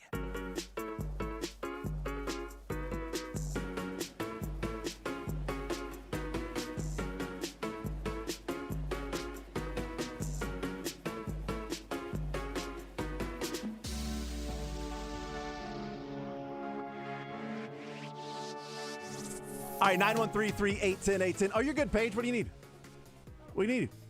You're right good. to the mic. Just make sure you come say it on air. If it's How important is this? If it's something is this that important? Is it bad? Are you going to be cursing? Please curse loudly. Okay, Can you well curse then loudly? you can ask Brisco. What did you need to ask Brisco? What do I need to do? Can I help? I can come do a video after this. Yeah, I think so. It's gonna have to be it'll be after 2 and before. I think I have something to do at 2:30. So somewhere in that window.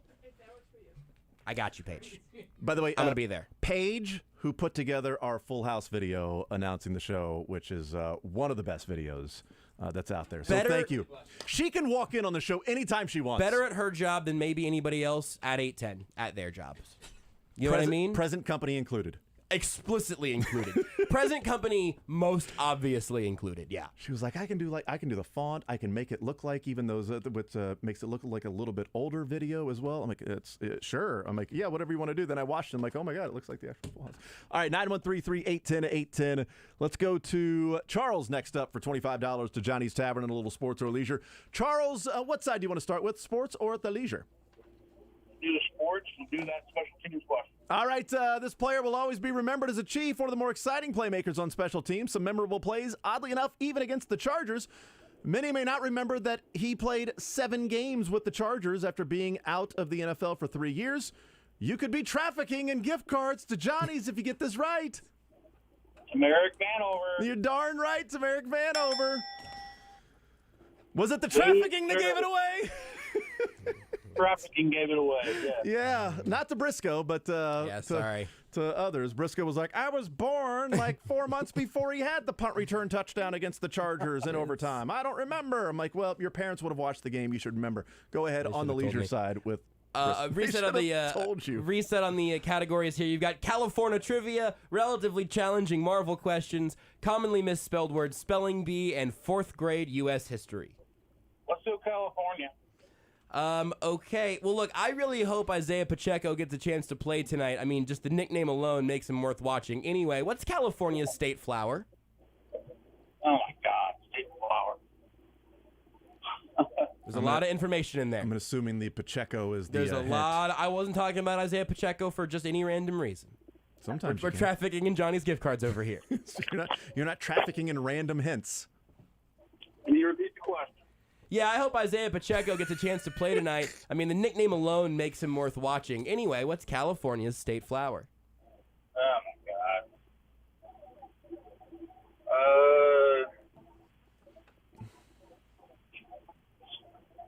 Oh, wow. I didn't. Is that his nickname? Lil this word? Really? I didn't know that. Oh, yeah. I've said it on the show. That's okay. No, I did not know that about. I wouldn't get it either, Charles. So if you don't get it, don't feel bad. Oh, really? All right. This has been a big part of my vernacular since he joined the team. This is Can I get a small hint? Did not know that. It's what my children call their grandfather. It's spelled differently, I would think. Maybe not. I don't know. Poppy? It's the California Poppy. Nice job. Lil Poppy, California Poppy. Nice job. Nice. Poppy Charles, Anderson. Nice. Charles. Good pull, Charles. It's Poppy Smith, but that's fine. How did you Sorry. know that that's what they call Nanny and Poppy? What are the odds, man? Charles. Hey, I listen to this program a lot. Come on. Look Nanny at you. and Poppy. I love that. That's a winner, right? Yeah, because he got Vanover in. So he is trafficking in You're some gift cards. trafficking in Johnny's There you gift go. cards with some really lame Chiefs player hints. Good Love work. it. Charles, hold on. We'll get your information. Congratulations, man.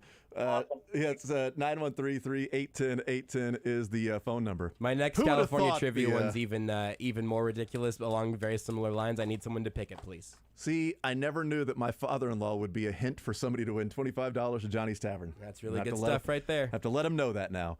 Let's go to Justin next up on Sports Radio 810 WHB. Justin, sports or leisure, what side do you want to start with? Let's start with sports. Let's the backup quarterback question. All right, so this guy QB'd for both the Chargers and the Chiefs in his short career. He only started a total of 4 games between the two, just one for the Chiefs. He wasn't exactly known for putting defenses in a pickle. Mark Vlasic. You're darn right, Mark Vlasic.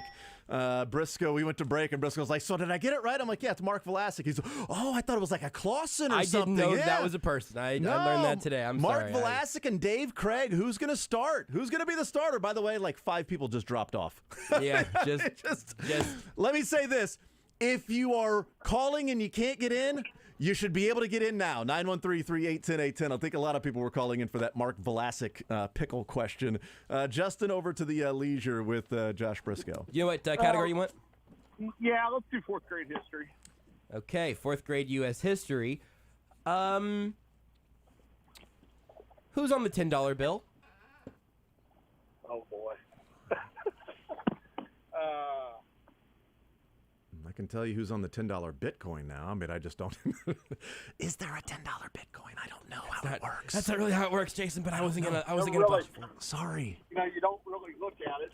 I know it's. I don't. Do you even carry cash anymore? I don't know. Ben Franklin?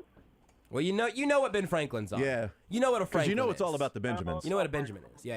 Yeah. He's on the hunt. I'll tell you what. I'm gonna give you one massive hint here. Oh, wow, massive hint. Massive hint. This guy and Ben Franklin have something in common, which is that they were never a president. Unless you ask Rita Salazar, Ben Franklin's his favorite president, but I haven't had the heart to tell him. Oh, yeah. But they also have in common that they're on money. That's true. But the specific trait here that makes these guys special is that neither of them were presidents, Ben Franklin and the man on the 10. You're throwing away your shot, man. Mm-hmm. Yeah. That was another hint. I'm thinking. You'd need a lot of these to go to Broadway. You're in Alexander Hamilton. There you go. I was trying to get to the Broadway and the hey. All right, you got that one. That's a winner, right? That's another winner. It's back-to-back winners. Justin will put you on hold and get your information. Yep. Congratulations. Yep. He sounds very excited. Didn't sound thrilled with himself on that. Alexander Hamilton. Nope. Get out of I needed some hints on Hamilton, so not happy.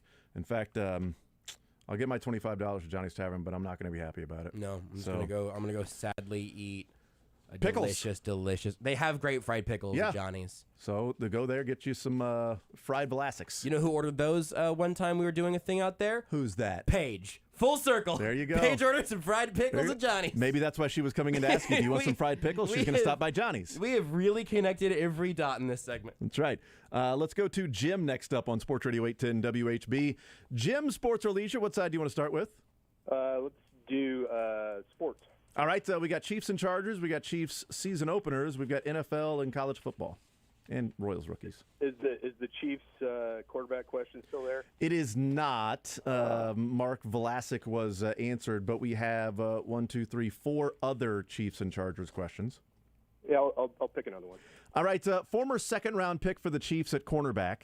6 years in Kansas City, he played for 4 different coaches: Herm, Todd Haley, Romeo, and Andy Reid. We had a lot of fun with him at the Super Bowl a couple of years in what is still one of our favorite interviews, sitting at the Super Bowl in Miami. Second-round cornerback, played for the Chiefs and the Chargers in his career. And he played at a time with Herm, Todd Haley, Romeo, and Andy Reid. And I'm drawing a blank. He was connected with another cornerback draft pick in the same draft with the same name. Yeah, you would think that would help. Sorry. man, I'm totally drawing a blank. I can't come up with anything. All right. Thank you, Jim, for calling in. Appreciate it. 913-810-810. You didn't have to give him the buzzer, okay? I think he already waved the white flag. It's fun to make the buzzer sound. I think the It's a fun buzzer is an noise. important part of the mechanic.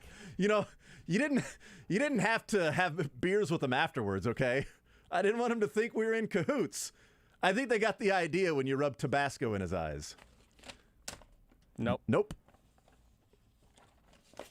it's so disappointing. I'm going to start making more like explicit Pokemon references on this show just so you can know how I feel whenever you make a reference, and then you're disappointed when I don't get it. I'm just very disappointed in this I entire know. hour that you... It's like spending 4 hours missed every day with my family. Saturday Night Live with the chopping broccoli, and then know how you missed disappointed they Kingpin are. right there. All right, Matt, you're up next. Sports or leisure? Matt, what side do you want to start with, sir? I guess sports. All right, so we've got Chiefs and Chargers. We've got NFL, college football. We've got Chiefs season openers, Royals rookies. What are you thinking? You know what? Let's do Chiefs season openers. All right, Chiefs season openers. I was ticked when Mark Vlasic ended. I was on there. I was in for 15 minutes. Sorry. Let's go with this one. What opponent has the Chiefs have the Chiefs opened up with the most times in their season openers?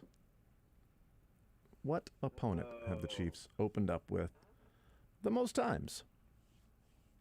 9 different times their season opener was against this team, which is, by the way, 5 more than the next closest. I was shocked to learn that it was double. There's no way it's the Raiders. It is not. It's not the Raiders. The Raiders they have opened up with 3 times. I've been to a lot of games, and But both home and on the road. So just season openers in general, not okay, not so home it doesn't openers. matter. Yep. So just season openers. Just openers. Okay. Yep. In fact, the most recent one of this team was actually a road game. The most recent season opener was on the road in week 1. You're not talking about this year. Nope. Nope, I am not. Arizona Cardinals. That'd No. be stupid, yeah. Nope, they are. I only did the ones that were the next closest, which was 4 and then 3. Okay. So it's not the Raiders. No. Nope.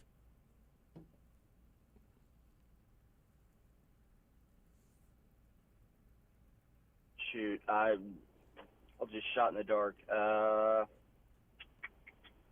Should be on the top of your head. I'm sure it is. Especially this week. Chargers. Hey, all right, nice job. Well done. Look at you. Sometimes Knew it Jason's immediately. a little too giving, I think. I just want to, come on, we're giving away, Johnny's. not if Tavern he gift doesn't get cards. a leisure question, we're not. But I'm just saying we are. Well, we would like to be. Chargers 9 times, Broncos 4. Okay. It's been that many times. Broncos 4, Raiders, Pats, Texans, Bills, Bengals 3. If you wouldn't have said, given me the hint, I would have actually guessed Broncos and been wrong. We're just trying to get you to Johnny's. That's all. That's all. We get you Thank to you. Johnny's. So I appreciate it. we'll see what happens on the leisure. Yeah, We'll see. you got to get the back half here now. California trivia, relatively challenging Marvel questions, commonly misspelled words, or 4th grade U.S. history. Yeah, right. You got to pick one of the categories. Pick one. Come on. I like how if you are ambivalent to it, I would push you towards California trivia. I think you've Fine, California trivia. All right. So speaking of Isaiah Pacheco, California's top agricultural export is a different type of nut. Which type of nut does California joyfully export the most of? I don't know. Did you just say pistachio? A different type of nut. Different type of nut than Isaiah Pistachio. Okay. I mean Pacheco. Okay. Which pecan. kind? Oh, that's a buzzer. That is a buzzer. That is a buzzer. There was a subtle non-Jason approved level of subtlety in the question there that I did approve. Matt, thank you for playing, man. I appreciate it, sir. 913-381-0810 is the phone number. Let's go to T-Box next up on Sports Radio 810. Play a little sports or leisure. What's up, Box? Hey, guys. I'd be thrilled to go to Johnny's. Well, we would be thrilled to send you to Johnny's, and Johnny's would be thrilled to see you. So everybody's going to be thrilled, I think, after these 2 questions. Saw him on Monday. Cheap pizza. I loved it. There you go. Awesome. Yes. What side do you want to start with, sports or leisure? Give me an NFL question. All right, just NFL for you. Let's go with Where are my NFL questions at? Were they? Oh, found them. All right, so Justin Herbert has played 14 games with at least 3 touchdown passes in his career. He has played 33 games. There are 3 players in front of him with more games of 3 touchdown passes for the first 35 games of their career. So first 35 games of their career, Justin Herbert is in 4th place for most 3 touchdown passing games. I feel like there's a free space here, so I'll say name 2. Patrick Mahomes. He's number 1 with 17, so therefore Herbert cannot pass him up because he's at 14 and he only has 2 more games to get to 35. So, and I'll just I'll throw a dart. I'll try no, because he didn't play much at the first. I was going to say Brett Favre. Nope, not Brett Favre. Yeah. No, I'm trying to think. I'll go Dan Marino. There you go. Wow, look at Dan that. Marino is correct. It was Patrick Mahomes 17, Kurt Warner 16, Dan Marino 15, Justin Herbert 14, and that is halfway to Johnny's and over to Leisure with Josh. 1 second. So you can pick any of those categories, or we have the one about which type of nut California exports the most of. I don't know the answer to that question. I guess almond, but I'll try a different question. Well, why don't you I can try also that rephrase. question? I could rephrase it for you if you want, but if you want to go, you just want to try that. If you want to go different, I can give you the full. See if a hint jumps out to you of what kind of nut does California have the most joy to be exporting. Yeah, it's not necessarily like a mound. Oh, almond. There you go. You would have guessed right. You would have guessed right, so Nice you did job, guess right. T-Box. So why don't we send you to John? Right. Well done. T-Box, thank you, sir. Appreciate They it. export Enjoy a ton of almonds. Mounds of them, as you said. Mounds. Well, but no, they can't. Mountains of export almonds, them but because not mounds because mounds, they don't have nuts. almonds. That's right. Joys have nuts. Mounds don't. T-Box, hold on, man. We'll get your information. Thank you, sir. All right. Thank you, guys. Thank Absolutely. Let's go to our last contestant here because we'll have to take a break and have a very quick segment on the other side. Aaron on Sports Radio. How are you, gentlemen? What is up, man? Sports or leisure? What side do you want to start with? Let's go sports. Chiefs, Chargers, the second-round cornerback. Yeah, go right ahead. Who is the second-round cornerback that played for the Chiefs and the Chargers? Would that be Brandon Flowers? That is correct. Brandon Flowers is correct. Also drafted that year with Brandon Carr. On to leisure with Josh. What category do you like? Can you give them to me again real quick? Yeah, we got California trivia, relatively challenging Marvel questions, the misspelled word spelling bee, and 4th grade U.S. history. 4th grade U.S. history. Who became president after Abraham Lincoln? Oh, my God. I wanted to give you a California question. Did we have this one? No, I said to name a president other than Abe Lincoln or Ulysses S. Grant, because someone got that last week or a couple times ago. So. Did his first name start with A as well? It most certainly did. Almond. It's Almond. Andrew Johnson. There you go. Nice job. There you go. You had it. It was in there. Nice job, Aaron. We will put you on hold to get your information. Congratulations. Heading to Johnny's Tavern, $25. We finished strong there. We really did. Awesome. Finished strong with sending people to Johnny's Tavern. I only had one question I did not get an answer to, and that was the Royals rookie record for most saves in a season is Dan Quisenberry.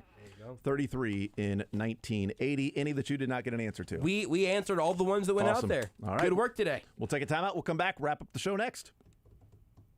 Take the show with you by listening live on 810WHB.com, in the 810 mobile app, or by subscribing to The Zone wherever you get your podcasts.